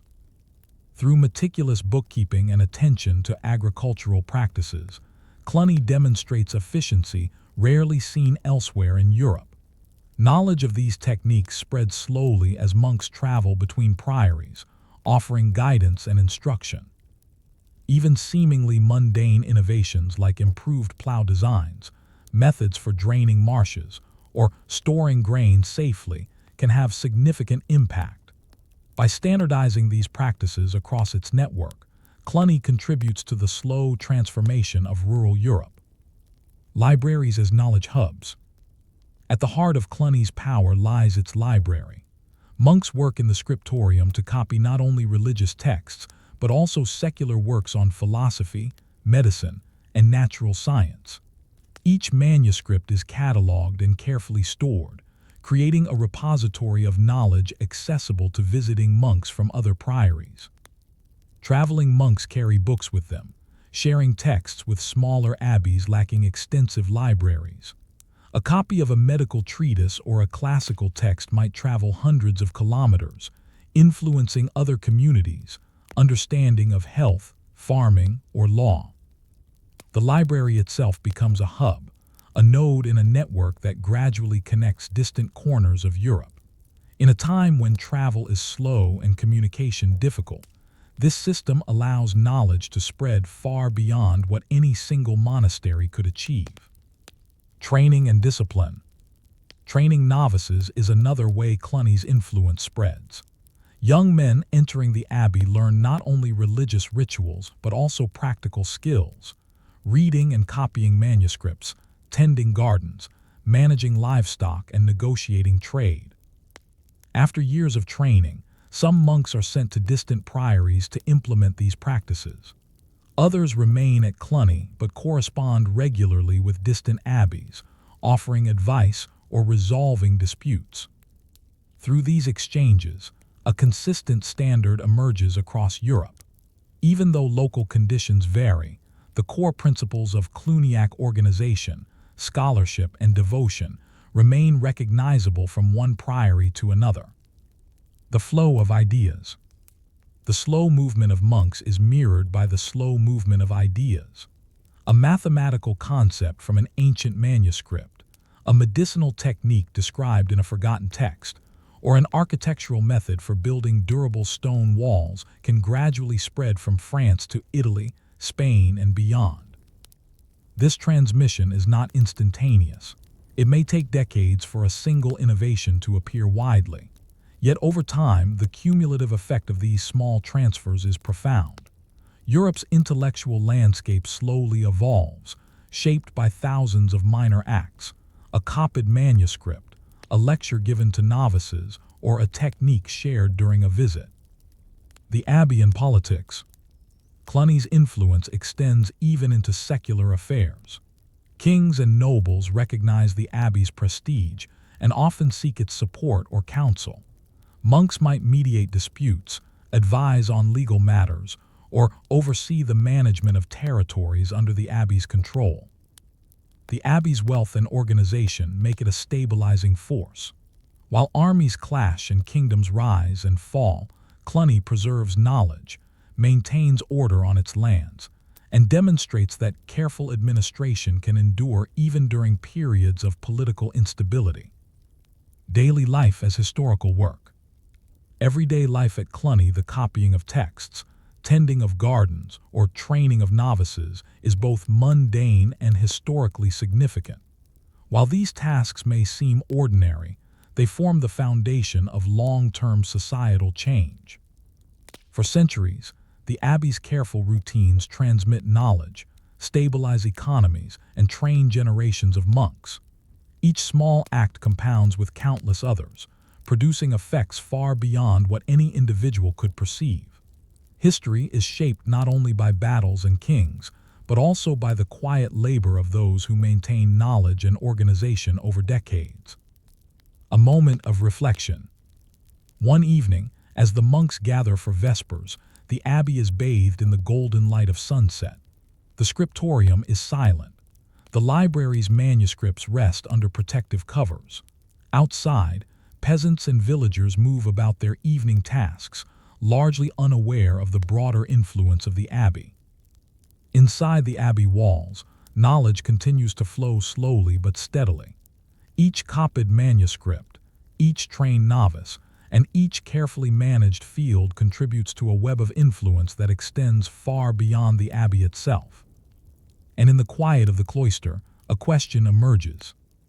How many innovations, discoveries, and cultural shifts in Europe owe their existence not to kings or armies, but to the slow, disciplined, and often unnoticed labor of monks at places like Cluny? Months, years, and decades pass, and the work begun within the stone walls of Cluny Abbey begins to ripple outward. The monks' slow labor copying manuscripts, tending lands, and training novices manifests far beyond Burgundy, shaping communities, towns, and even distant kingdoms. Traveling monks carry texts and knowledge to priories in Spain, Italy, and Germany. Each copy of a manuscript, each carefully cultivated field, each administration of justice under Cluniac guidance is a seed. Over time, the seeds take root, transforming the cultural, economic, and spiritual landscapes of Europe. Standardizing liturgy and practice. One of Cluny's earliest and most enduring influences is its approach to liturgy. Before Cluny, monasteries across Europe followed varying schedules, rituals, and prayers. Some counted hours differently, others chanted hymns in diverse melodies.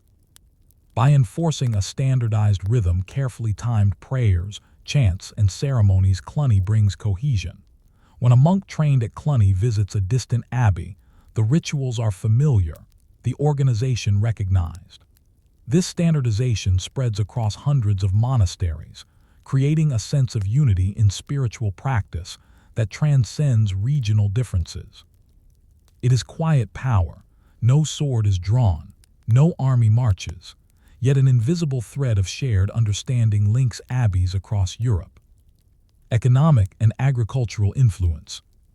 Beyond spiritual life, Cluny's meticulous management of its lands demonstrates advanced agricultural practices.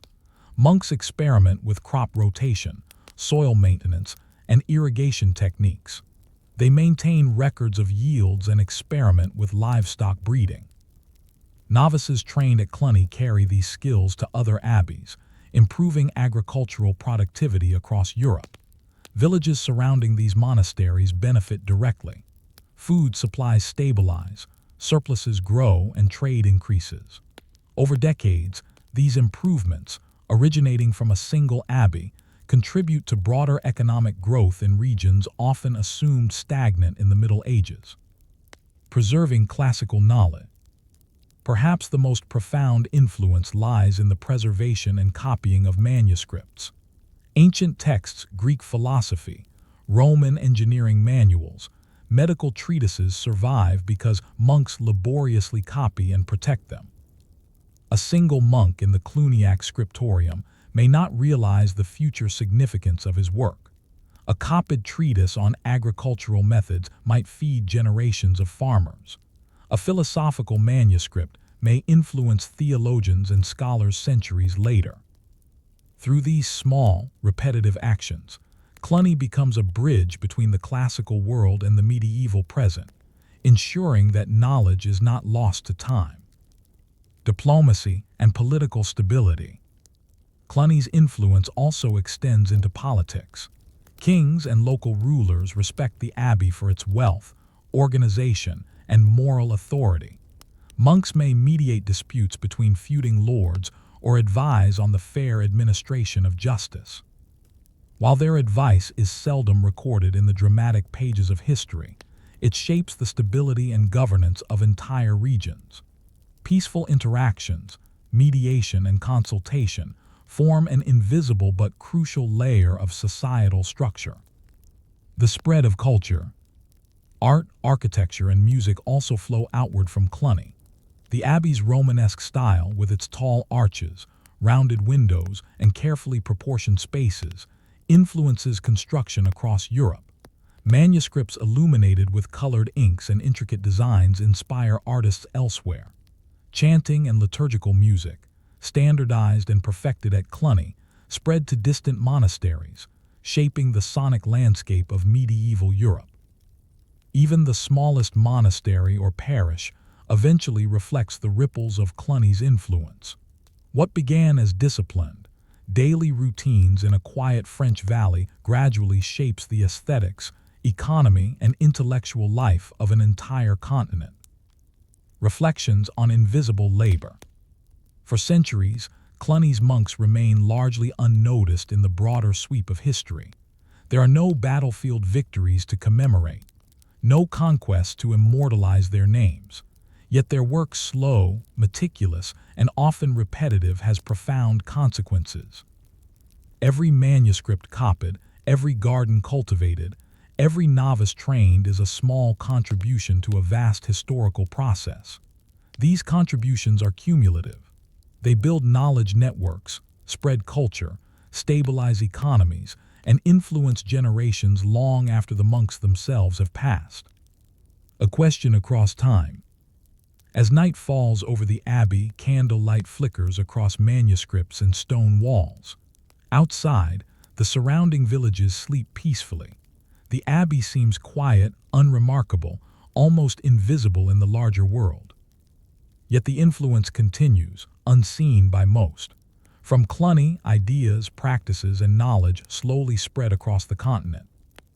And a thought lingers in the quiet. How many of the structures, ideas, and practices we take for granted in Europe, literacy, agriculture, administration, even forms of worship, exist because of centuries of patient, unnoticed labor in monasteries like Cluny. In the end, history is not only shaped by grand events and famous figures. It is also shaped by those who work quietly, steadily, and persistently, leaving ripples that continue far beyond their time. Story 6: The Fishermen of the North Sea and the Growth of Coastal Trade. The first light of dawn barely pierces the thick fog rolling over the North Sea. Small wooden boats rock gently in the harbor, tethered to worn wooden posts slick with salt water and algae. Fishermen move quietly along the piers, preparing nets, checking lines, and hauling barrels of preserved fish from the previous night's haul. In these early hours, the world feels both fragile and infinite. The sea is calm yet unpredictable. Every wave can alter the balance of the boat. Every gust of wind can carry a net far from the intended catch. To the men who make their living here, the sea is both partner and adversary. The fishermen belong to coastal villages along what is now Netherlands, Denmark, and Germany. Each village maintains a tight-knit community where families have fished the same waters for generations. Their livelihoods depend on knowledge passed down orally, where the tides are strongest, which nets work best for herring, and how to survive sudden storms. Tools of the trade. Fishing in the North Sea is neither simple nor gentle. The primary tools are long, strong nets woven from hemp and lined with floats. These nets are heavy, often requiring multiple men to deploy and retrieve. Hooks and lines supplement nets for catching larger fish, while small baskets trap eels and shellfish in shallower waters.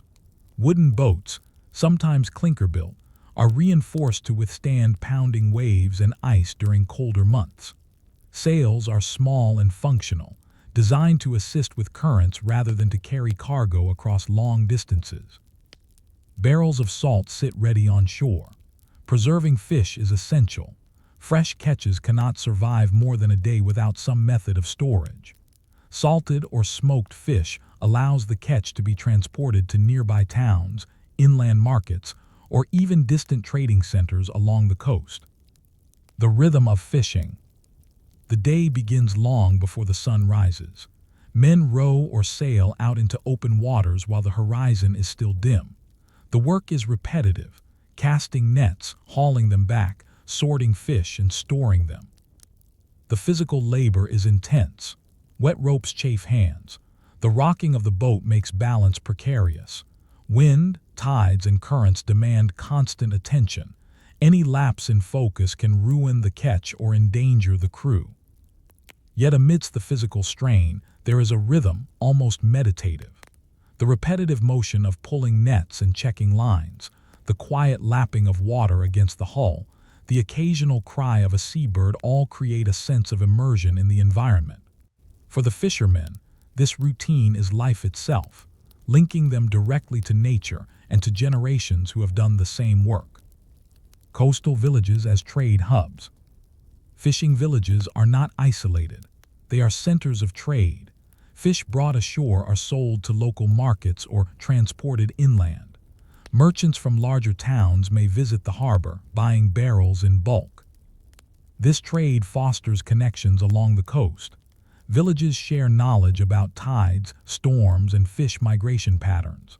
Salt, essential for preserving fish, is imported from distant sources, creating early supply networks. Over time, the regular movement of goods, information, and people, transforms these small fishing settlements into hubs of coastal commerce.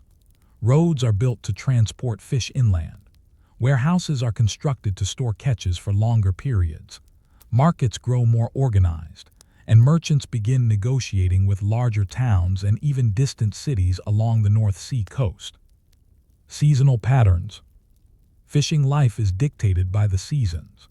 Spring brings herring migrations, summer offers calmer seas for open water catches, and winter tests the endurance of men and boats with storms and icy waters. During harsh winters, trade slows and fishermen repair boats, weave nets, and prepare for the next season. Knowledge of seasonal patterns is critical. Misjudging a storm or a migration can mean weeks of lost labor or, worse, lost lives.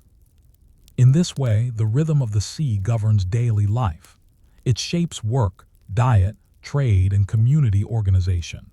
Survival depends on understanding both the sea and the patterns of fish populations. Interactions with merchants. The fish trade attracts merchants from larger coastal towns like Bruges, Hamburg, and Bremen. These traders bring silver, salt, and other goods to exchange for fish. Negotiations are careful and precise.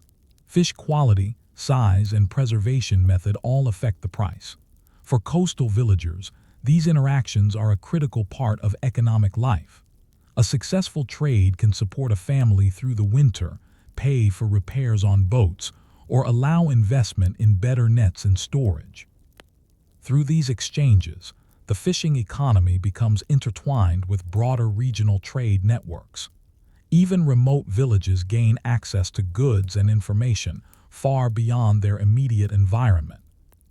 Daily life beyond fishing. Fishermen's families contribute to the community in vital ways. Women often prepare salted fish, repair nets, or manage small gardens that supplement the diet. Children learn early to handle ropes, recognize tides, and identify edible plants along the coast. Evenings are quiet but purposeful. Barrels are inspected. Boats are secured. Candles flicker inside homes and workshops. Stories are shared about storms, great catches, and distant merchants. Knowledge is passed orally, forming a living memory of the community. Though the work is repetitive and at times monotonous, it creates resilience. Villages survive harsh winters, fluctuating markets, and the occasional storm through careful attention to detail, shared knowledge, and cooperative labor. A question on the horizon. As the sun sets over the misty North Sea, small fishing boats dot the harbor, sails furled, nets stacked. The fog thickens, and the cold, salt air settles over the village. Even in this seemingly ordinary scene, history is quietly in motion. Fish brought ashore are not just sustenance, they are currency, commodities, and connectors of distant economies. And one question lingers in the chill evening air. How many coastal communities, seemingly insignificant and bound to the rhythm of the sea, quietly laid the foundation for the vast networks of trade that would shape northern Europe for centuries to come? As the morning fog lifts, the small coastal village comes alive with activity. Barrels of salted herring are loaded onto wagons or small boats for transport to nearby towns. Merchants from Bruges and Hamburg arrive to inspect the fish, negotiating prices with the local fishermen.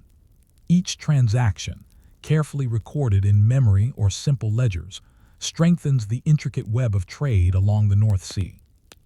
These exchanges, though modest individually, collectively form the backbone of regional commerce. Small fishing villages begin to function as essential nodes, connecting inland communities with distant markets and facilitating the movement of goods far beyond the shore. Seasonal trade networks. Fishing villages adapt to the rhythms of nature and the market. Spring and summer see abundant herring and cod, while autumn and winter require careful management of preserved stock.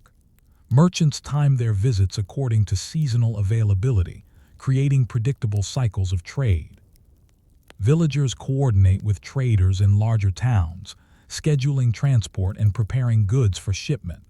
Salt, often imported from southern regions, is rationed carefully to preserve fish. Empty barrels, once returned, are cleaned and stored for the next season. Over time, these practices lead to the emergence of a sophisticated regional network. Villages share information about fishing spots, seasonal migrations, and safe harbor locations. Knowledge of the tides, currents, and fish behavior spreads through observation and communication, creating an informal but critical intelligence system that supports commerce and survival. Inland connections. While fish are the primary commodity, inland trade grows alongside the fishing industry. Grain, wool, and timber are exchanged for salt, tools, and metal goods. Inland villages gain access to products previously unavailable, while coastal communities benefit from agricultural surplus. The movement of goods encourages the development of infrastructure. Roads improve, bridges are constructed, and inns appear along key routes. Even minor ports along estuaries evolve into permanent settlements, forming a chain of trade hubs that link the North Sea coast to inland markets. This gradual integration of coastal and inland economies is subtle yet transformative. A fish barrel traveling inland can connect a humble fisher family to distant towns, spread information, and influence economic patterns far from the shore. Social organization and cooperation. Fishing communities depend on cooperation. Nets are too heavy for one person. Boats must be maintained and repaired. Families work together to preserve, store, and transport fish. Villagers share knowledge of tides, currents, and storms. This cooperative approach strengthens social bonds and ensures survival in an unpredictable environment. Trust between neighbors and with visiting merchants becomes a form of currency, as reliable partnerships facilitate smoother trade and reduce the risk of loss. Even minor conflicts are managed through established social norms. Disputes over fishing spots or market access are settled locally, preventing escalation and maintaining stability in a community that relies on mutual support. Technological adaptations. Over generations, fishermen and merchants develop small technological innovations to improve efficiency.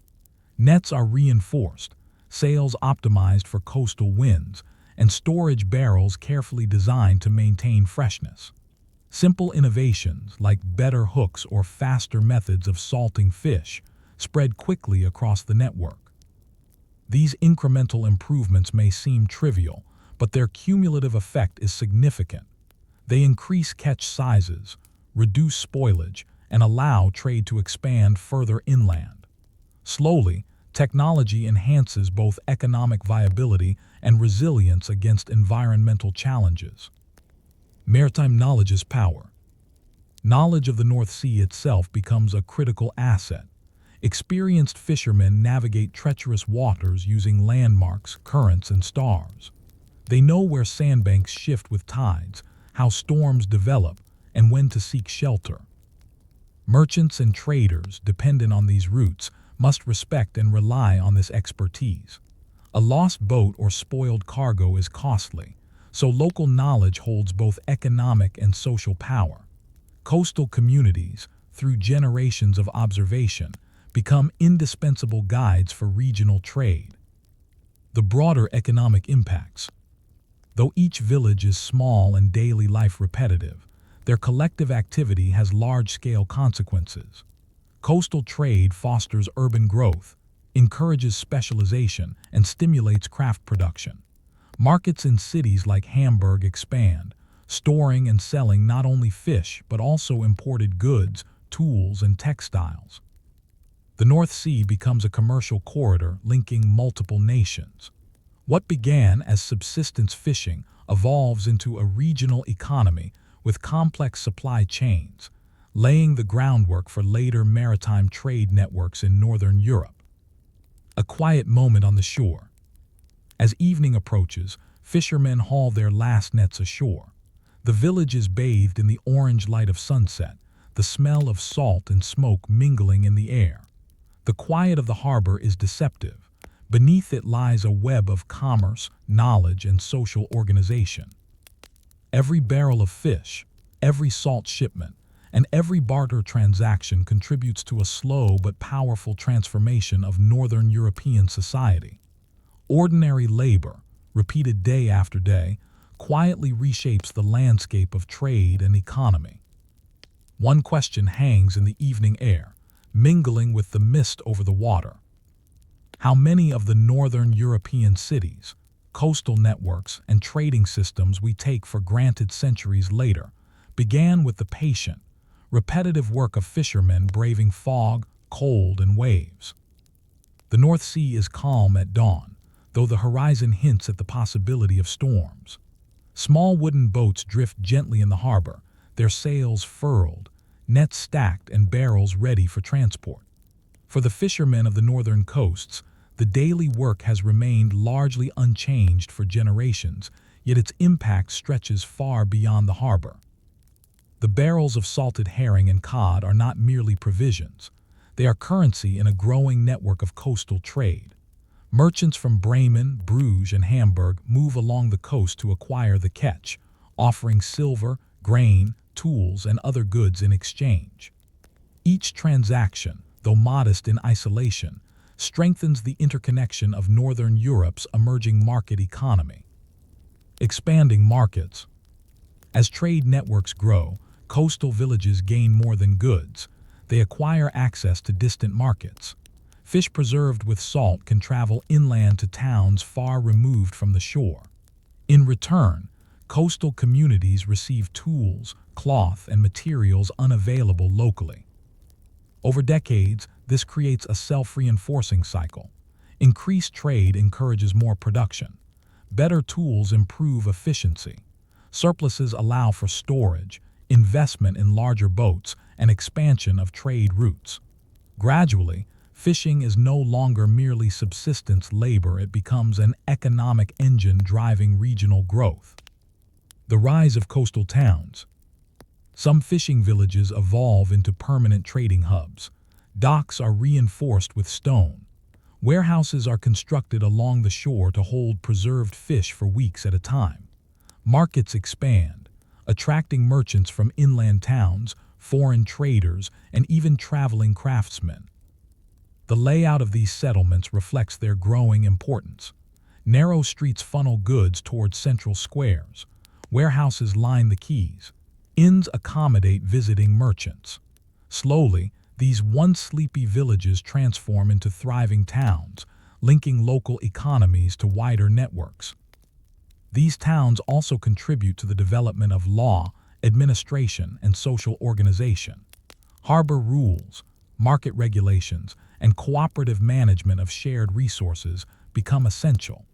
Coastal communities develop social norms and agreements that stabilize trade, ensuring that the flow of goods and information remains consistent. Maritime expertise. The knowledge of the sea itself becomes a critical form of capital. Experienced fishermen understand the intricacies of tides, currents, and seasonal fish migrations. They guide merchant vessels along safe routes, advise on storm patterns, and select optimal fishing grounds. This expertise allows trade to expand further. Without local knowledge, merchants would risk loss of cargo, damage to boats, or missed opportunities. The slow accumulation of this expertise, passed down through generations, forms the backbone of Northern Europe's maritime economy. Technology and adaptation. Incremental innovations amplify the impact of coastal trade. Nets are strengthened with new weaving techniques. Barrels are designed to better preserve fish. Small improvements in sail design allow boats to handle stronger winds and currents. These technological adaptations are not revolutionary on their own, but combined with expanding trade networks, they enable Northern European communities to sustain larger populations, generate wealth, and connect with distant markets. Even minor innovations, like improved hooks or better storage methods, spread rapidly from village to village as fishermen observe and adopt techniques used by neighbors. Over decades, These small adjustments transform the efficiency and reach of the coastal economy. The broader economic impact. By the 11th century, the cumulative effect of coastal trade is profound. Northern Europe is no longer a fragmented collection of isolated villages. Its economy, culture, and social organization are increasingly interlinked through maritime commerce. Cities like Hamburg and Bruges grow into major centers of trade, while coastal villages maintain their role as vital producers and connectors. A barrel of fish in a northern harbor might eventually be consumed hundreds of kilometers inland, exchanged for grain, cloth, or coins, demonstrating the interdependence of communities and the expanding reach of commerce. Reflection on ordinary labor. For the fishermen, life remains largely unchanged. Early mornings, long days, and repetitive labor. But the significance of this work becomes clear over time. The quiet rhythm of hauling nets, salting fish, and coordinating with merchants lays the foundation for regional economies, trade networks, and even the growth of medieval cities. Their work is ordinary and often overlooked in the grand narratives of history. Yet it is precisely this persistence and repetition that ensures the survival and growth of communities. Through patient, repetitive labor, ordinary people shape markets, culture, and society itself. A final question. As the sun sets over the North Sea, fog rolling gently along the coast, small boats return to the harbor, their sails furled and nets stowed. The village rests in quiet anticipation of the next day's work. Even in this calm scene, the vast ripple of their labor continues outward. The North Sea connects lives, towns, and nations. Each fish, each barrel, and each transaction quietly transforms Northern Europe. And one question lingers. How much of the modern economies, urban centers, and trading systems of Northern Europe can trace their origins back to these small, ordinary communities who braved fog, waves, and cold to link the coasts of the North Sea? Story 7. The Road Builders of the Holy Roman Empire. In the early morning mist, laborers gather along a stretch of uneven dirt path cutting through dense forest near the Holy Roman Empire. Horses strain against carts loaded with stone, men heft shovels and pickaxes, and overseers pace along the route, noting irregularities and measuring distances with crude but effective tools. This road, though rudimentary by modern standards, represents far more than a path through the trees. It is a lifeline, linking towns, villages, monasteries, and markets. The movement of people, goods, and ideas depends upon it. Without it, trade stagnates, armies struggle, and knowledge fails to spread beyond local regions. Construction is slow and physically demanding. Workers face mud, uneven terrain, rain, and occasional snow. Logs are laid across marshes to prevent sinking. Stone foundations are packed tightly to withstand erosion, and drainage ditches are dug alongside to prevent flooding. Materials and techniques. The roads of the empire are primarily constructed from locally available materials. Gravel and small stones are packed over a base of soil. In marshy areas, wooden planks or corduroy roadways provide stability. Bridges, even small ones, are labor-intensive. Timber frames braced with stone piers, requiring careful alignment to survive seasonal flooding. Laborers, often peasants conscripted by local lords or monasteries, follow precise patterns. Soil is leveled, stones are arranged to interlock, and slopes are carefully graded to allow water runoff. While these details may seem minor, improper drainage or misaligned foundations can render an entire road impassable after heavy rain. The workforce. Road building relies on a combination of local labor and specialized craftsmen. Peasants provide the muscle, transporting stones, felling trees, and digging ditches. Stonecutters shape durable blocks for bridges and causeways. Carpenters craft planks, wheel frames, and supports. Work is organized methodically. Foremen assign sections to crews, marking distances and supervising quality. Labor is repetitive, exhausting, and often hazardous. Workers risk injury from falling timber, shifting stones, or accidents with primitive tools. Yet their efforts are essential. Each stretch of road increases connectivity, safety, and economic opportunity. Roads as arteries of trade. Once completed, these roads transform the surrounding landscape. Merchants can transport goods more efficiently, reducing travel time and spoilage. Local villages gain access to distant markets, allowing surplus grain, wool, or timber to be sold beyond immediate neighbors. Roads also facilitate seasonal trade fairs, which become hubs of economic activity. Fairs attract merchants, artisans, and peasants from far-flung regions. They create opportunities for cultural exchange, the spread of news, and the introduction of innovations in agriculture, crafts, and commerce. Even minor paths, when linked together, form a network that rivals larger urban centers in influence. Goods no longer remain isolated in one town. They flow along a web of connectivity, increasing regional wealth and resilience. Military and administrative importance. The empire's rulers understand the strategic significance of roads. Armies must move to defend borders, quell rebellions, or support allied territories. Roads allow troops to traverse difficult terrain efficiently, carry supplies, and maintain communication between distant outposts. Administrators rely on roads to collect taxes, enforce laws, and monitor economic activity. Couriers and messengers travel faster and more reliably along maintained routes. Even for clergy and scholars, roads offer safer and more predictable travel to monasteries, universities, and ecclesiastical councils. Maintenance and sustainability. Building roads is only the first step. Constant maintenance is required to keep routes passable. Seasonal floods, winter frost, and heavy traffic erode paths. Villages along the road are responsible for upkeep, often contributing labor or materials as part of feudal obligations. Maintenance teaches communities about resource allocation, cooperation, and long-term planning. The repetition of upkeep may seem mundane, but it ensures that vital arteries of communication remain functional, sustaining trade, governance, and cultural exchange over generations. A subtle transformation. Though the work appears tedious, its effects ripple outward. Each new stretch of road encourages settlement, commerce, and communication.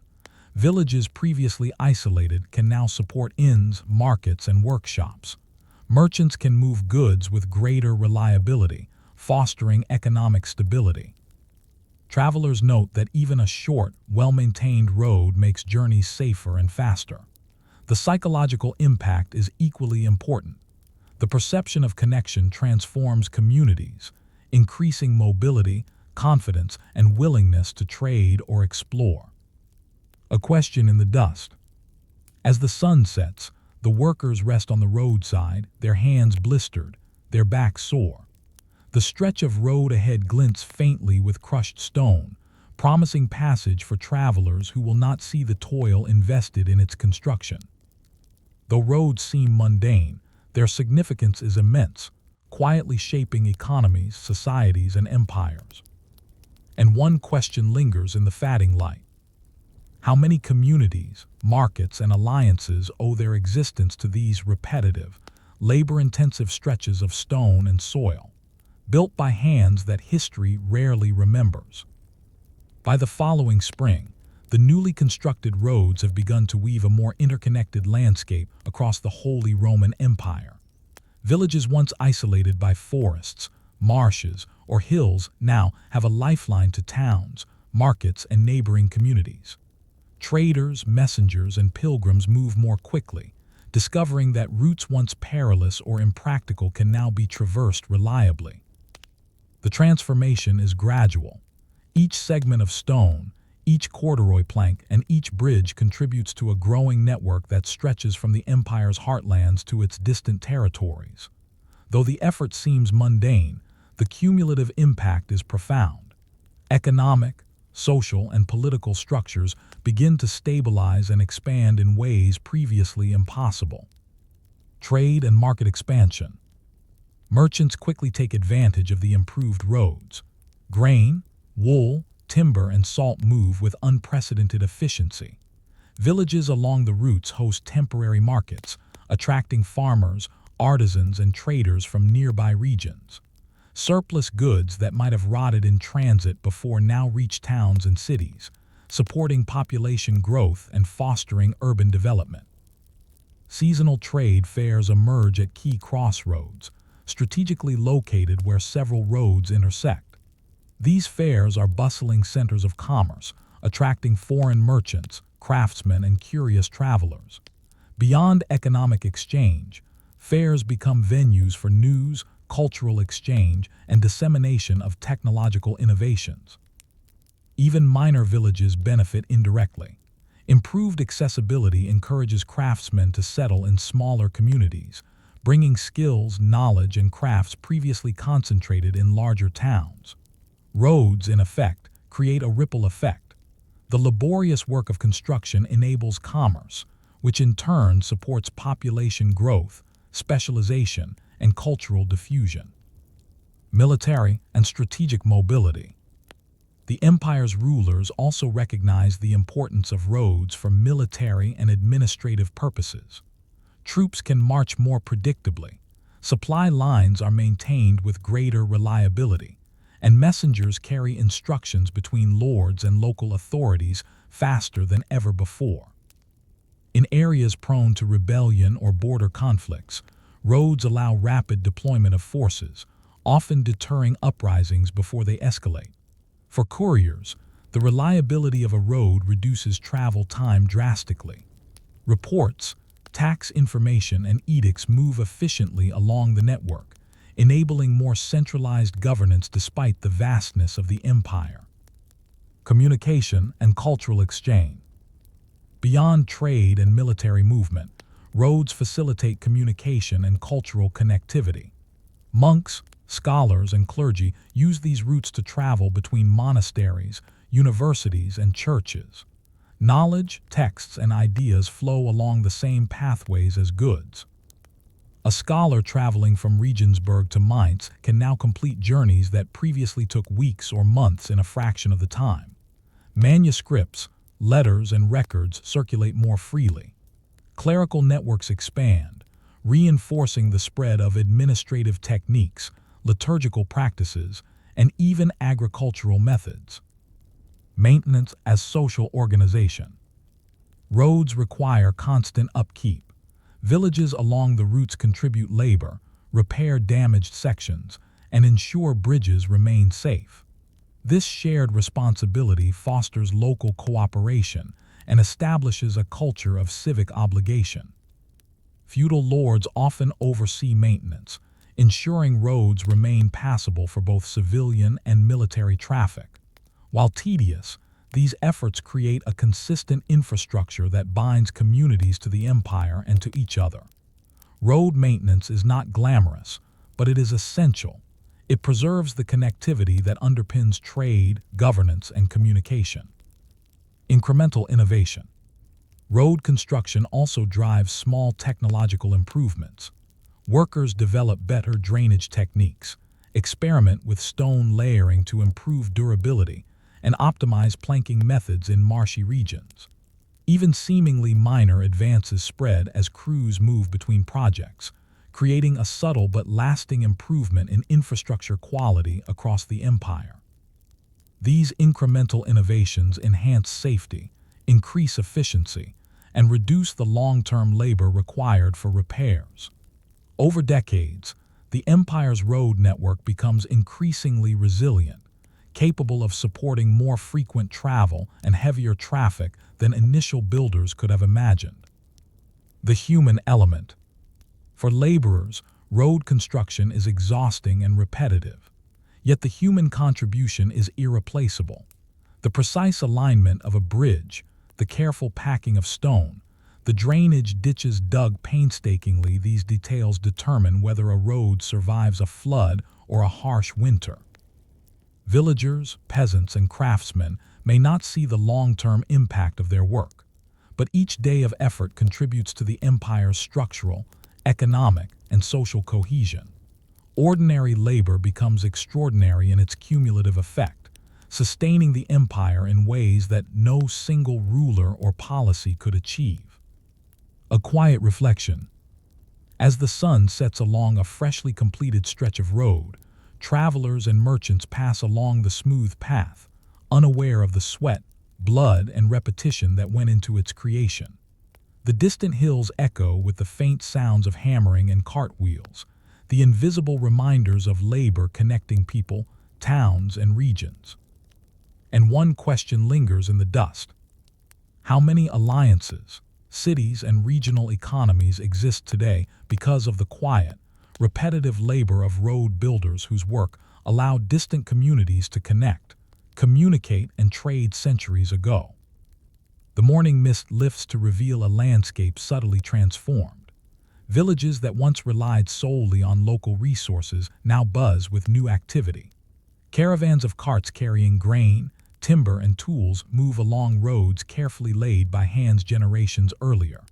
Horses' hooves drum against packed stone, and travelers, merchants, messengers, pilgrims follow the network that stretches across the Holy Roman Empire.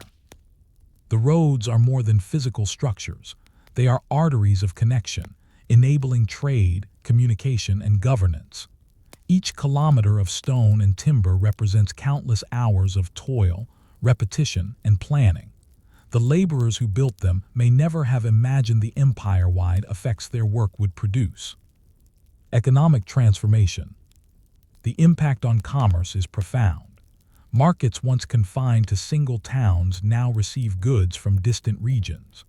A peasant in a rural village can sell surplus grain or wool to a merchant traveling from another province, and merchants in turn transport these goods to cities such as Cologne or Vienna. Fairs and trade hubs emerge along intersections, attracting craftsmen, merchants, and consumers from far and wide.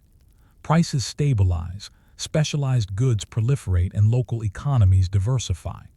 The roads, seemingly mundane, enable the circulation of wealth, creating opportunities far beyond the laborer's original vision. Military and administrative reach.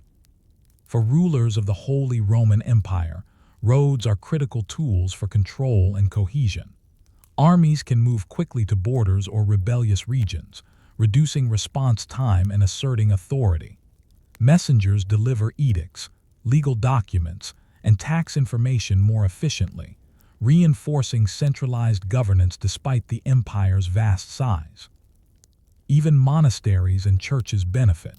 Clerics, scholars, and pilgrims traverse the roads safely, ensuring that religious, educational, and cultural knowledge spreads with greater speed and reliability.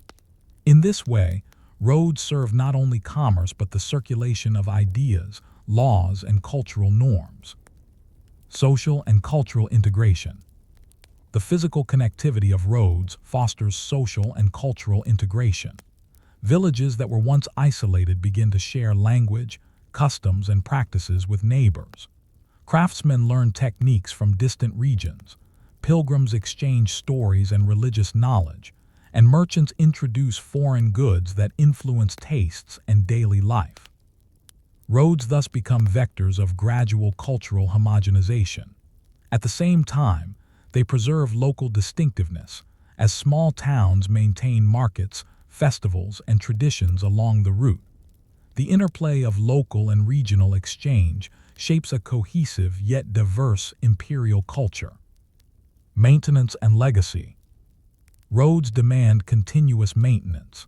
Villages along the paths contribute labor and resources to repair erosion, washouts, or seasonal damage. This communal effort strengthens civic responsibility and ensures that connectivity persists across generations. Over time, roads become historical infrastructure, persisting far beyond the lifetimes of their builders. Even when political boundaries shift, the physical pathways they created continue to guide trade, settlement, and communication. Their influence becomes embedded in the very geography and economy of the empire. the subtle power of repetition. The labor itself is repetitive and often overlooked, leveling stone, aligning timber, digging drainage ditches. Yet these mundane actions collectively enable immense historical consequences. Ordinary labor, repeated consistently, produces extraordinary effects. Villages become towns, markets grow into regional centers, armies and administrators gain mobility, ideas, culture, and economic practices spread widely. The empire functions more cohesively because of thousands of small, disciplined actions carried out over decades. A final reflection. As the sun sets over the stone-strewn path, a lone traveler moves along the road, unaware of the countless laborers who shaped every curve, slope, and bridge. Each step is a continuation of centuries of effort that made travel, trade, and communication possible. And a thought lingers in the quiet twilight. How many of the structures, economies, and networks we now take for granted were made possible by long-forgotten hands that moved stone, laid timber, and repeated the same task day after day, unaware that their labor would ripple across history. Story 8: The Salt Miners of Hala and the Hidden Wealth of Medieval Towns. Before the sun rises over the rolling hills of Hala, a long line of miners gathers at the entrance to the salt mines. The air is thick with moisture, and the scent of brine clings to clothes and skin. Each miner carries simple tools: a pickaxe, a wooden bucket, and a lantern, the flickering light barely illuminating the rough-hewn walls ahead. Salt is life. In an era without refrigeration, it preserves food, maintains health, and even serves as a form of currency in some regions. The mines of Hala are among the most productive in the Holy Roman Empire, and the townspeople rely on their extraction for wealth, sustenance, and trade. Descending into the tunnels, the miners are immediately enveloped in darkness and humidity. The walls glisten with crystallized salt, and dripping water echoes through the narrow passages. Every swing of the pickaxe releases sharp flakes of mineral, some falling into buckets, others scattering onto the floor. The miners' daily labor. Mining salt is physically exhausting work. The miners bend over constantly, chipping away at the rock face, carrying heavy loads through uneven tunnels and negotiating narrow shafts. The air is stale, often heavy with dust or salt particles that irritate the lungs. Labor is divided among specialized tasks. Some miners extract the raw salt, others crush and sort it, and a few oversee the transportation of barrels to the surface. Efficiency is essential. Delays or accidents can reduce the output of the mine, affecting not only the town's economy but also the livelihoods of families dependent on trade. Lighting is minimal, provided by lanterns or torches. Shadows flicker against the walls, and the echo of tools striking salt accompanies a rhythm that has persisted for generations. Repetition dominates the workday, yet every strike contributes to the broader economy of Hala and the empire. Transportation to the surface. Once extracted, salt must be moved quickly and safely to the surface. Wooden sledges or wheelbarrows carry heavy loads along carved tunnels, sometimes assisted by simple pulleys or ramps. Teams work together, balancing the weight and maintaining pace. At the surface, barrels are stacked and loaded onto wagons bound for local markets or riverside docks. Salt may travel to Leipzig, Magdeburg, or farther, along trade routes connecting towns and villages across the Holy Roman Empire. Transportation is risky. Roads can be muddy, rutted, or washed out. Carts may tip, barrels may crack. Yet salt's value makes the effort worthwhile. It is essential for preserving food, seasoning meals, and even trading for other goods like grain, cloth, or metal.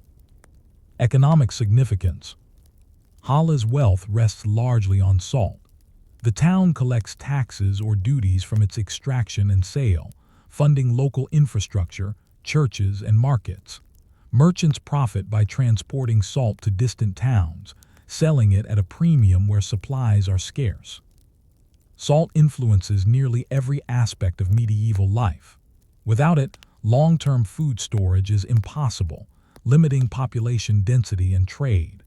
Mines like those in Hala provide a steady source of income, attracting laborers, merchants, and administrators to the town. The industry shapes settlement patterns, social hierarchies, and economic relationships in the region. Social organization in the mines. Mining communities are tightly knit.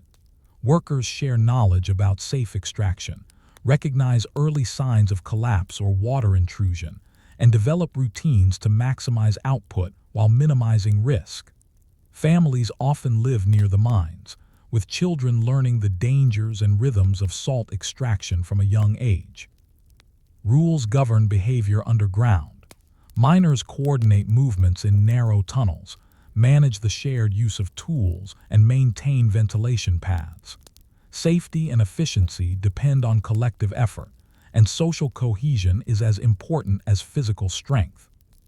Technology and adaptation. Over decades, miners developed techniques to improve productivity. Salt walls are carved strategically to prevent collapse, water drainage systems are implemented to reduce flooding, and mechanical devices like winches or simple pulley systems ease the transport of heavy loads. Even minor improvements, repeated over generations, enhance output, reduce accidents, and sustain trade networks. The gradual accumulation of these adaptations allows Hala to maintain a steady supply of salt, reinforcing its status as a critical economic hub in the empire. A quiet reflection. As the miners emerge from the tunnels at dusk, their faces streaked with sweat and salt, the town above glows with lantern light. The sound of carts and merchants moving barrels echoes through the streets. The labor underground, repetitive and physically taxing, sustains the visible economy and social life above. And a question lingers in the evening air. How many medieval towns and regional economies depended on the hidden, repetitive, and dangerous labor of miners whose work, though largely invisible, was essential to sustaining life, trade, and wealth across the Holy Roman Empire? By mid-morning, Hala is alive with activity, yet much of its wealth originates underground, where miners continue the painstaking extraction of salt.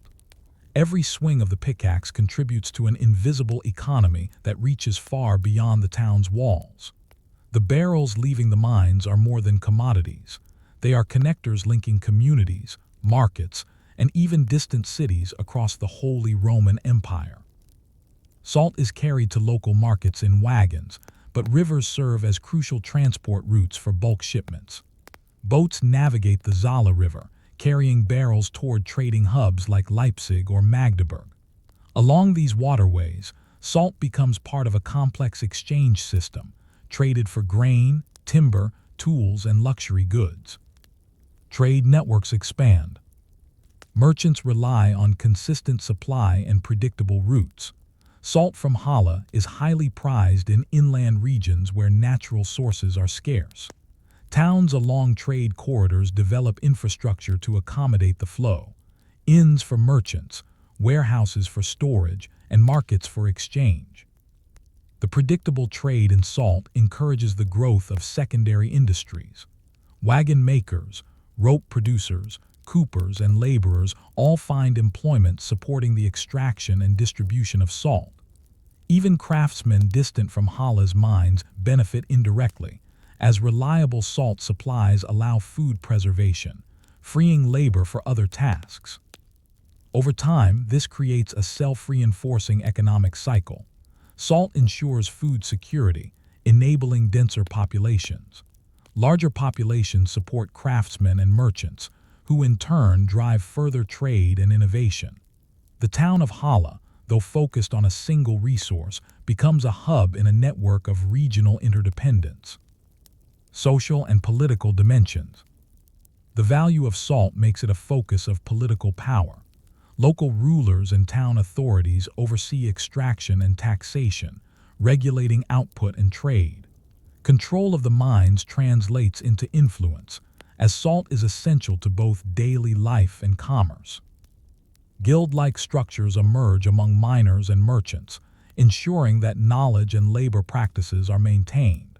Experienced miners train novices in extraction techniques, safety procedures, and transport logistics.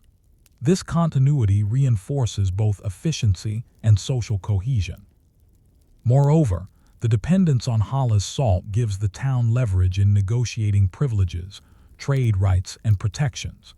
Its economic importance shapes the political landscape, demonstrating how a single natural resource can influence governance, alliances, and regional stability. Technology and labor adaptation. Mining techniques continue to evolve. Ventilation shafts improve air quality, while drainage channels reduce flooding risk. Simple mechanical innovations, such as pulleys and winches, allow miners to transport heavier loads more efficiently. Even small refinements, sharper chisels, more durable sledges, or better storage barrels enhance productivity. Over decades, these cumulative improvements ensure the mine remains a reliable source of wealth, sustaining the town and regional trade networks for generations. Cultural impacts. Salt influences not only economics but daily life. Its availability affects diets, food preservation, and culinary practices. Towns along trade routes incorporate new methods of cooking and storing food. Festivals and religious practices occasionally revolve around its distribution or trade. The labor of miners, largely unseen, shapes these cultural practices.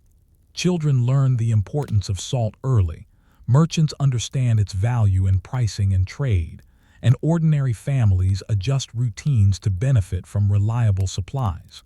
The rhythm of salt extraction becomes entwined with the rhythm of life above ground. Challenges and resilience. The work is not without hazards.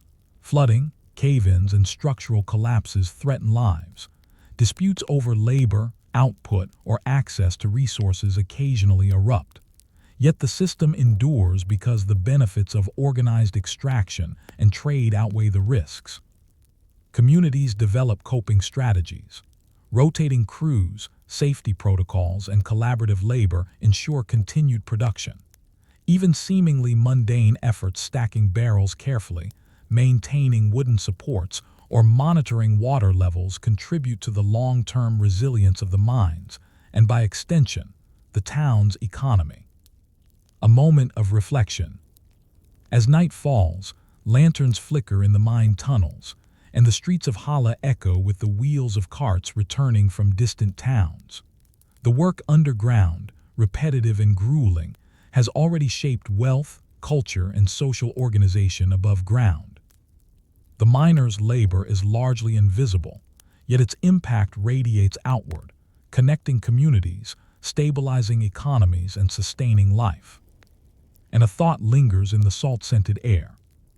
How many towns, markets, and regional networks across medieval Europe depended on the steady, unseen labor of miners whose repetitive work in dark tunnels preserved not just food, but the stability and prosperity of entire regions. Dawn breaks over Hala, and the miners once again descend into the tunnels. The rhythmic tapping of pickaxes echoes through the corridors as barrels of salt accumulate, destined for markets near and far. What seems like repetitive, grueling labor is in fact the foundation of a regional economy, quietly sustaining communities, commerce, and governance. Salt has become more than a commodity. It is the lifeblood of towns, the invisible currency that connects villages, supports trade, and ensures food security. Its extraction transforms not only the lives of miners, but also the entire socio-economic fabric of the region. Trade and economic integration. Barrels of salt leave Hala via carts to nearby roads or along the Zala River for shipment to urban centers like Leipzig or Magdeburg. Along the way, the salt supports local markets, enables preservation of surplus food, and allows towns to flourish.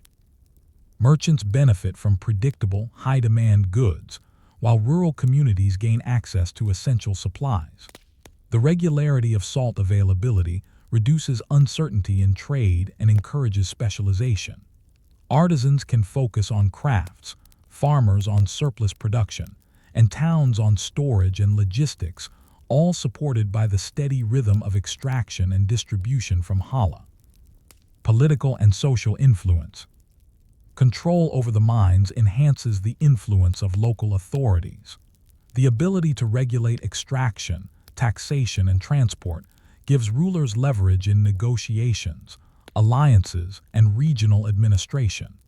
Guilds and labor collectives emerge to oversee production quality, maintain safety, and manage apprenticeships.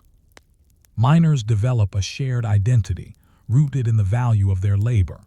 Their expertise is essential. Without skilled workers, the supply of salt falters, threatening food security and trade stability. This dependence elevates the social importance of labor that might otherwise seem mundane. Technological and structural innovations. Continuous work underground drives incremental innovation. Pulley systems, drainage channels, and ventilation shafts improve efficiency and safety.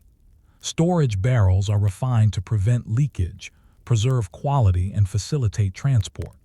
These small, repeated improvements accumulate over generations, enabling the mines to remain productive, adaptable, and resilient. Even minor adjustments, better chisels, sturdier sledges, or optimized transport routes translate into greater economic impact, ensuring that Hala maintains its position as a key supplier of an indispensable commodity. Cultural and everyday impacts. Salt's importance extends into daily life. Families rely on it to preserve meat, fish, and dairy. Culinary practices evolve with the availability of this mineral. Festivals, religious observances, and local traditions often intersect with its production and trade. Communities along trade routes depend on a predictable supply, integrating salt into social, economic, and cultural rhythms. The labor of miners, repetitive and unseen, directly influences how people eat, work, and interact, quietly shaping the texture of medieval life. Resilience in the face of risk. Mining is dangerous. Floods, collapses, and structural failures threaten lives daily. Yet collective labor practices, knowledge transmission, and community cooperation mitigate risk. Safety procedures, shared experience, and mentorship ensure continuity, allowing production to sustain the town and surrounding regions. This endurance reflects a broader principle. Repeated, disciplined labor, even when physically demanding and largely invisible, produces long-term stability. Salt is both literal and symbolic. It preserves not just food but economic and social structures, connecting communities across distances and generations. A reflection on hidden labor. As evening falls, miners emerge, hauling the last barrels from the tunnels. The town streets hum with merchants preparing to transport the mineral further afield. Above ground, Hala prospers, its wealth and social cohesion rooted in the underground toil of its laborers. Though largely invisible to historians and travelers, this repetitive work drives the growth of towns, the expansion of trade networks, and the stability of regions. The labor itself is quiet, repetitive, and physically demanding, yet its consequences ripple outward across centuries. And one final question lingers in the salt-laden air. How many towns, markets, and regional networks that flourished in medieval Europe relied on hidden, repetitive labor in mines work largely unseen, but indispensable for sustaining life, trade, and civilization itself?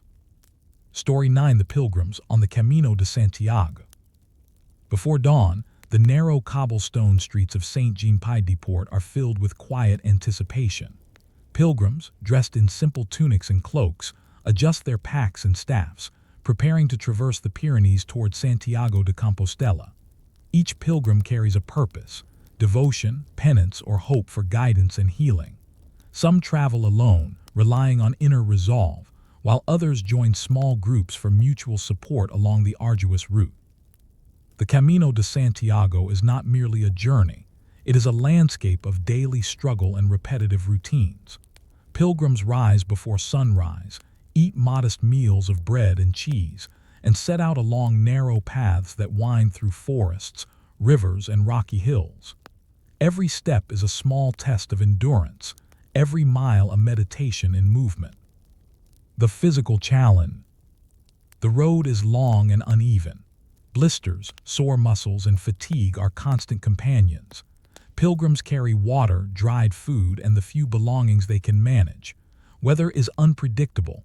Rain, fog, or intense sun can make progress slow and perilous. Simple routines govern the day. Walk steadily, rest when necessary, eat lightly, and drink sparingly. Monotony is unavoidable, yet this repetition fosters resilience. Pilgrims develop an intimate understanding of the terrain, learning where paths are safest, which river crossings are passable, and how to conserve energy for the long stretches ahead. Inns and hospitality. Along the route, small inns and hospices provide shelter. Often run by monasteries or charitable townspeople, these places offer basic food, beds, and water for washing. Pilgrims may exchange stories, advice, or news of conditions ahead. The rhythm of arrival, rest, and departure becomes part of the journey itself, structuring each day into manageable segments. Meals are modest but nourishing: soup, bread, and occasionally cheese or salted meat. Water must be carefully rationed during long stretches between towns. Pilgrims' diets are simple, yet sufficient to sustain them for long days on foot. Spiritual and social dimensions. Pilgrims carry more than physical burdens. Each journey is layered with intention and ritual. They pray at shrines, collect symbols of passage, and maintain meditative focus even in the monotony of walking. The Camino functions as a social and spiritual network. Travelers rely on one another for advice, support, and companionship. Groups may form spontaneously, sharing knowledge of the safest paths, the availability of inns, or local conditions. Pilgrims trade experiences, which river crossings are treacherous after rain, where the wild berries are safe to eat, or which towns offer the warmest fire. Cultural exchange on the road. The Camino is a conduit for exchange. Pilgrims from France, Italy, Germany, and beyond meet along the route. Language barriers, customs, and personal practices intersect, creating a network of shared experiences. Small gestures offering water, directions, or companionship facilitate understanding and trust across cultures. This interaction spreads knowledge not only about the physical route, but also about regional traditions, foods, and techniques for surviving long-distance travel. Pilgrims serve as carriers of cultural practices as much as spiritual devotion. The role of local communities. Towns along the Camino adapt to the flow of pilgrims. Inns, bakeries, and markets provide services tuned to the needs of travelers. Villagers learn to anticipate the arrival of large groups, stock up on bread, and maintain clean lodging. Some communities prosper economically from the steady passage of pilgrims, while others rely on charity and religious duty to provide hospitality. The predictability of pilgrim traffic allows settlements to organize economically and socially. Trade, craftsmanship, and food production adjust to meet the rhythm of the Camino, creating a cycle of mutual dependence between travelers and locals. A question on the path. As pilgrims settle for the night in a humble inn, lanterns flickering in the wooden rafters, the road stretches onward through forests and mountains. Each day repeats the same challenges: long hours of walking, limited provisions, and the strain of carrying heavy packs. Yet each step carries purpose, and every challenge shapes resilience. And a question lingers quietly in the stillness. How many towns, economies, and networks along the Camino de Santiago flourished quietly because of the repetitive, disciplined efforts of pilgrims whose journeys, though individual and often unseen, connected distant regions of medieval Europe through movement, devotion, and shared experience? The next morning, the pilgrims rise before dawn. Mist clings to the rolling hills and forests of the Pyrenees, obscuring distant landmarks and making each step tentative. The road stretches ahead, long, uneven, and often treacherous, yet pilgrims press forward, relying on experience, instinct, and the advice of those who have walked before them. Walking becomes a meditative rhythm. The repetitive motion of feet against earth, the sway of the pack on the back, the steady breathing all blend into a pattern that sustains physical endurance and mental focus. The monotony is deceptive. It sharpens observation, teaches caution, and builds resilience. Seasonal and environmental challenges. Pilgrims must adapt to the changing conditions of the journey.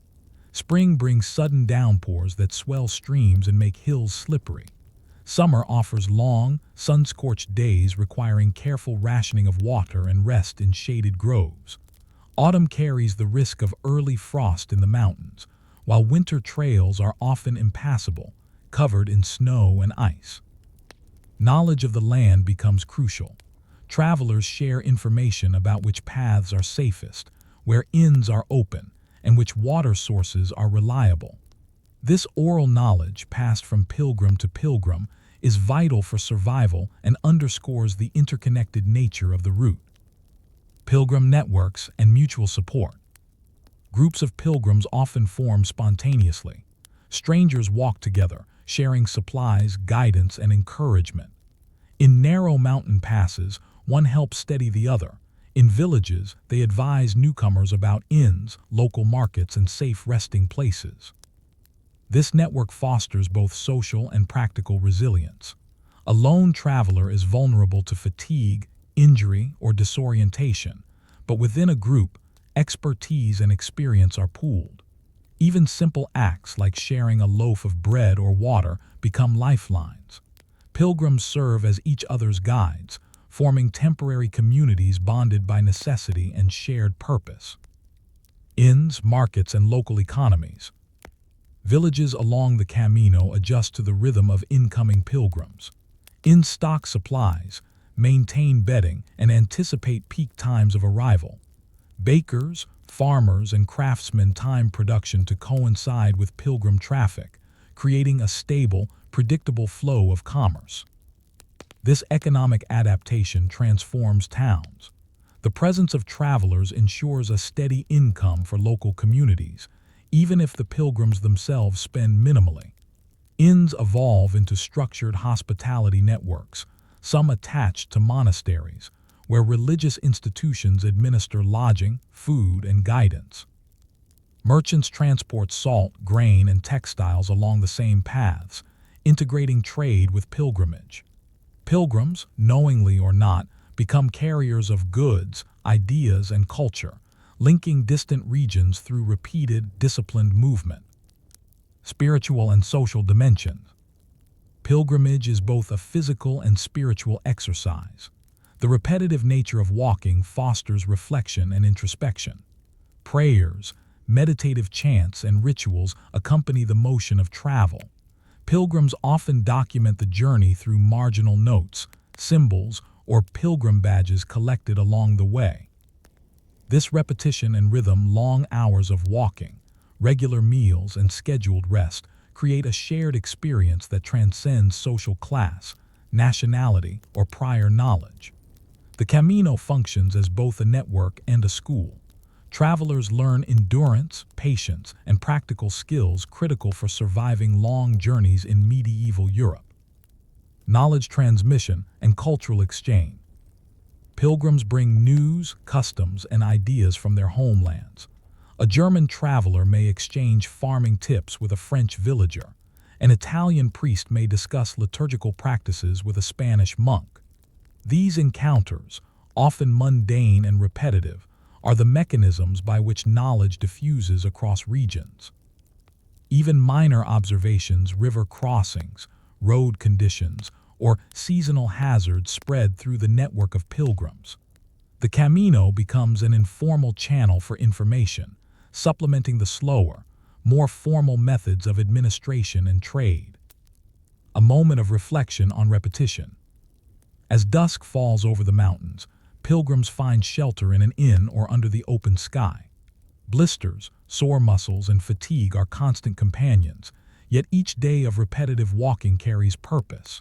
The labor of travel, mundane, demanding, and often overlooked, produces outcomes far beyond the individual. Safer routes, thriving inns, stable markets, and cultural exchange. And one question lingers in the evening quiet. How many communities, networks, and even political relationships across medieval Europe were shaped by the steady, repetitive passage of pilgrims whose individual journeys, though physically arduous and largely unseen, created enduring links of commerce, culture, and knowledge?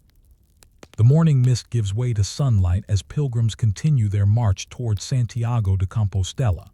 Each step follows the pattern of countless travelers before them. The same footfalls over cobblestones, dirt paths, and rocky passes, repeating rhythms that have endured for generations. The journey is long, monotonous, and physically demanding, yet it shapes the landscape and the communities along the way. By the time pilgrims reach their destination, their efforts have rippled outward far beyond the personal goal of reaching the shrine. Inns, villages, and towns have prospered. Trade networks along the route are strengthened.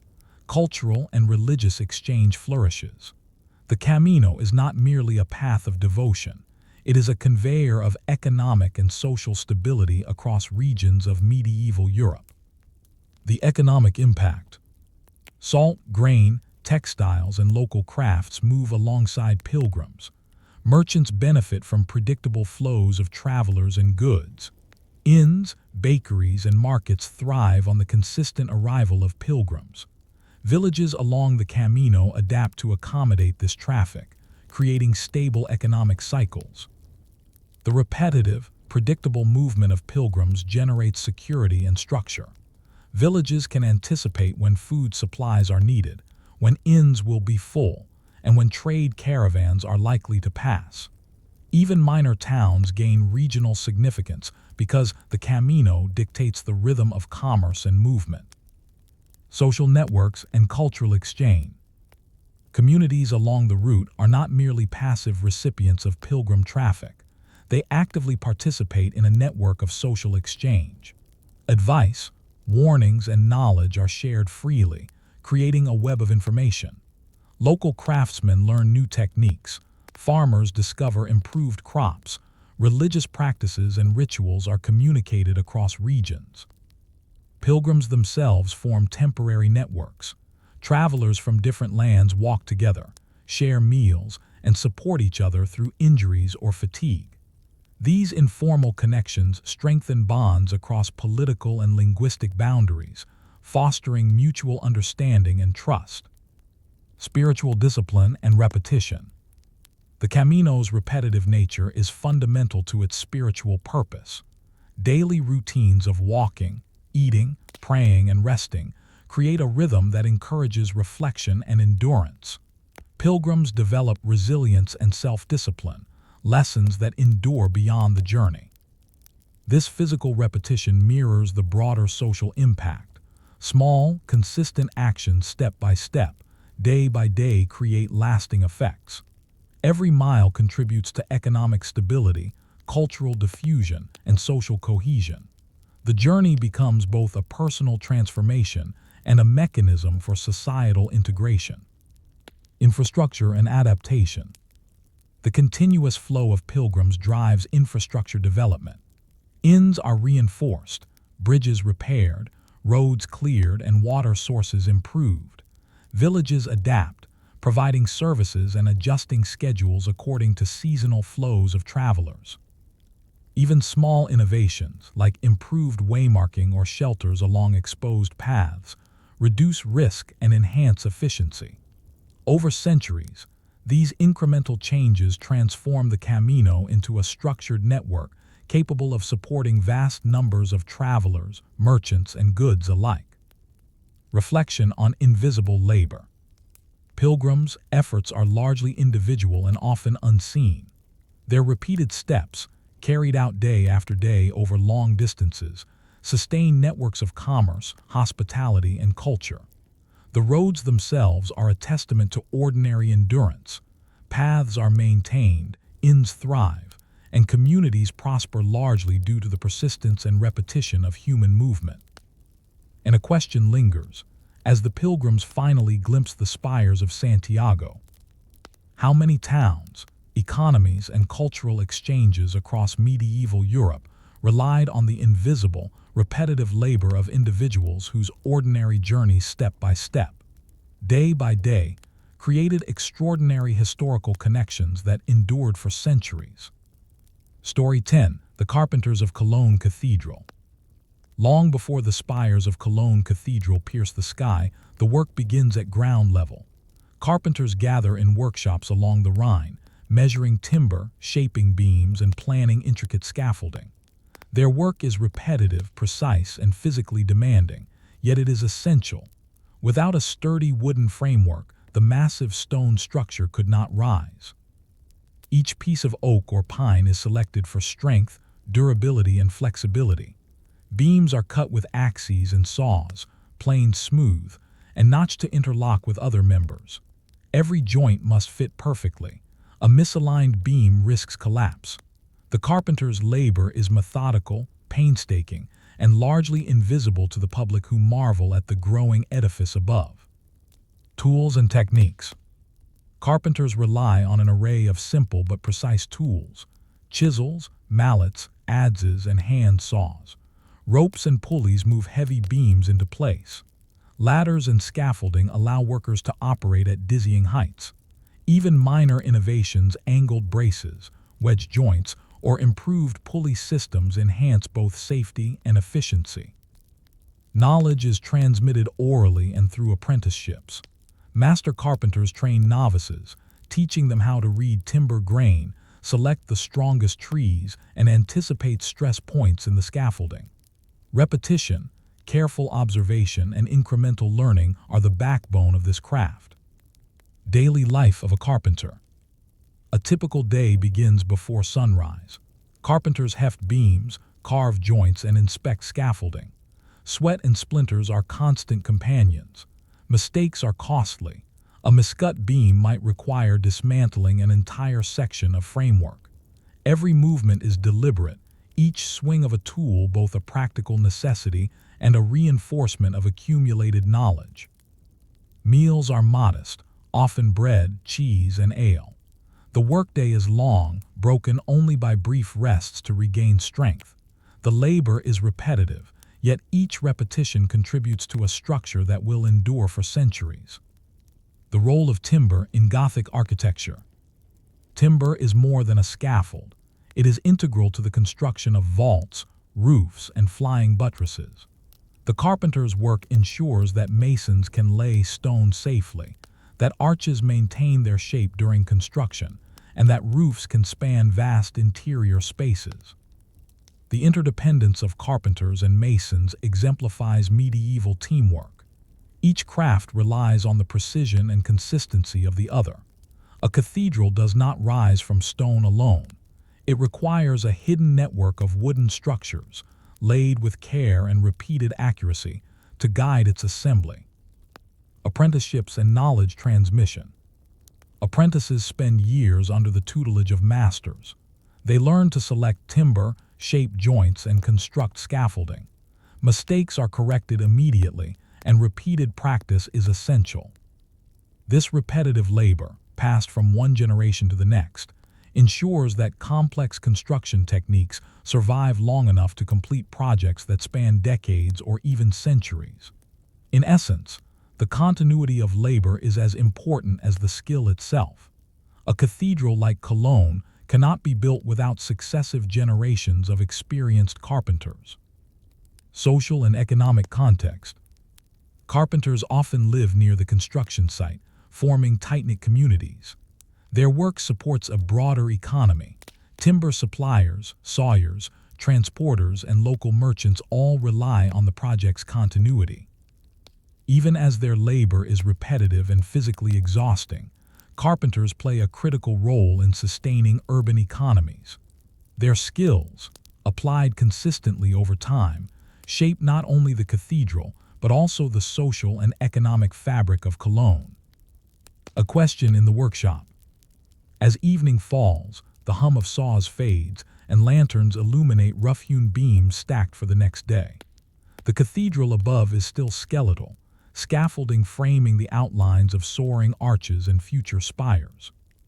The labor is repetitive, invisible, and slow, yet it is foundational. Each notch, each joint, each carefully placed beam carries the weight of centuries to come. And one question lingers quietly in the shadows. How many cities, monuments, and masterpieces owe their existence to the unseen, repetitive and disciplined work of craftsmen whose ordinary days hammer, saw, and plan accumulated into extraordinary structures that would define history? The morning air is thick with the scent of sawdust and fresh timber as the carpenters return to their posts along the skeletal frame of Cologne Cathedral. The scaffolding stretches like a labyrinth of wooden beams, rising higher with each passing season. For centuries, the rhythm of hammer, chisel, and saw has guided both masons and carpenters in a delicate choreography. One ensures the stone is held safely in place, the other ensures the scaffolding does not give way. Work continues day after day with remarkable repetition. Beams are hoisted into place using pulleys, ropes, and human muscle. Joints are meticulously aligned. Scaffolds must bear the weight of masons, stones, and tools, often hundreds of feet above the ground. Every task requires precision. A single mistake can compromise entire sections of the framework. Coordination with masons. Masons rely entirely on the carpenter's structures to shape vaults, arches, and flying buttresses.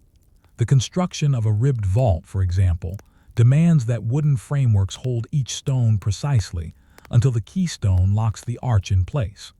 Carpenters must anticipate stress points, weight distribution, and material limitations. This interdependence makes coordination essential. Carpenters follow the master mason's plans, interpreting architectural drawings and adjusting scaffolding as the stone rises. Their repeated, methodical labor creates the invisible backbone of Gothic engineering, without which the cathedral could not soar. Logistics and supply. The scale of construction requires careful planning. Timber must be sourced from distant forests, transported via rivers or carts, and stored near the site.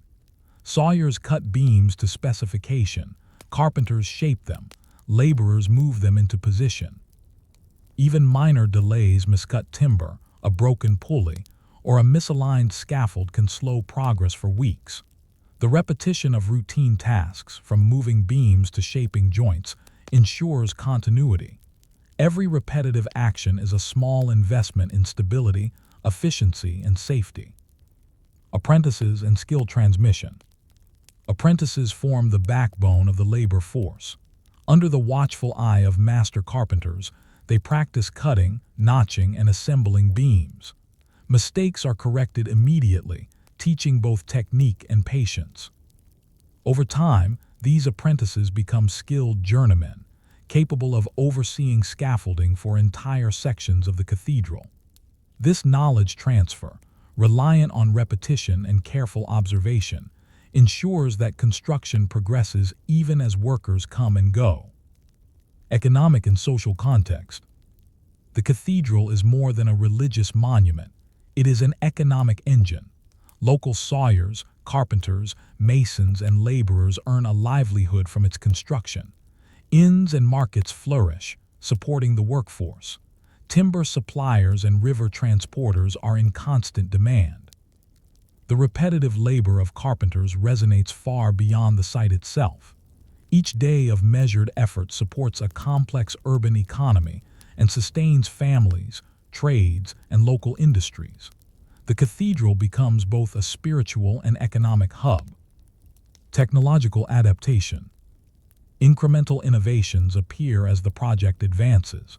Pulley systems improve, scaffolding joints are refined, platforms are repositioned for better efficiency. Even subtle improvements reduce accidents and increase speed. The labor remains repetitive: hoist, align, secure, repeat, but each repetition accumulates knowledge and improves practice. Over decades, this disciplined approach produces a structure of immense scale, precision, and durability. Reflection on repetition and legacy. As dusk falls, the scaffolding glows in the lantern light. Carpenters rest with saws and chisels beside them, exhausted yet satisfied. The stone skeleton above them rises steadily, supported by an invisible lattice of wooden beams shaped with centuries of learned repetition. The work is monotonous and physically taxing, yet its cumulative effect is extraordinary. The cathedral will endure long after the carpenters themselves are gone, a testament to persistence, skill, and disciplined labor. And one question remains: how many monumental structures across history owe their existence to the repetitive, meticulous labor of craftsmen whose everyday efforts, though invisible at the time, created the foundations for awe-inspiring human achievement? The years stretch into decades. Generations of carpenters, apprentices, and laborers pass through the workshops and scaffolds surrounding Cologne Cathedral. Each day brings the same rhythms: measuring, cutting, notching, aligning, hoisting, and securing beams. Repetition dominates, yet every act is essential for the monumental stone structure above. The scaffolding and timber frameworks are not temporary. They are carefully engineered to bear massive loads and guide construction. Beams cradle arches, platforms support masons at dizzying heights, and braces distribute weight safely across the skeleton. Without this invisible wooden lattice, the cathedral could not reach the heavens or survive the stress of centuries. Completing the framework. Over decades, carpenters refined techniques for raising enormous roof beams and constructing intricate trusses. Massive timbers are joined with mortise and tenon joints, reinforced by wooden pegs and carefully angled to bear compressive forces. The repetition of this labor cut, shape, lift, secure ensures both safety and precision. The cathedral itself grows upward as the scaffolding provides temporary but indispensable support. Vaults rise, arches curve skyward, and walls extend, all resting on the foundation laid by the careful, repetitive work of carpenters. Apprentices become masters. Over time, apprentices trained in early decades become masters themselves, supervising teams of workers, shaping beams, and maintaining scaffolding for new sections. Knowledge passes seamlessly across generations. The repetition of labor not only completes the cathedral, but also preserves a body of craft knowledge essential for Gothic construction.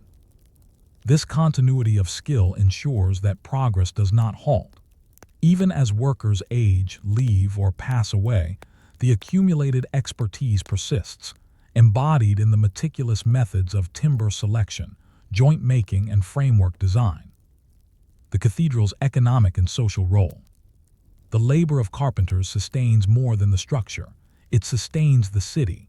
Timber suppliers, sawyers, transporters, innkeepers, and merchants all thrive as part of the extended construction ecosystem. Families rely on wages earned from repetitive yet essential tasks. Inns and markets adjust to the predictable rhythms of workers arriving, departing, and feeding the workforce. The cathedral becomes a social anchor. Religious ceremonies, markets, and festivals revolve around its growing presence. The repetitive labor of carpenters, once considered mundane, creates not only a physical monument, but also the social and economic scaffolding for urban life in Cologne. Technological adaptation. Incremental improvements continue. Pulley designs are refined, scaffolding joints adjusted, and hoisting techniques optimized. Each repetition of labor provides insights that enhance both safety and efficiency. The mastery of timber is not static. It evolves with experience, observation, and necessity.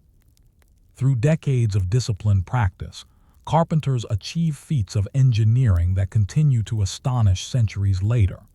Their repetitive efforts accumulate into innovations that sustain the cathedral's construction and ensure its endurance.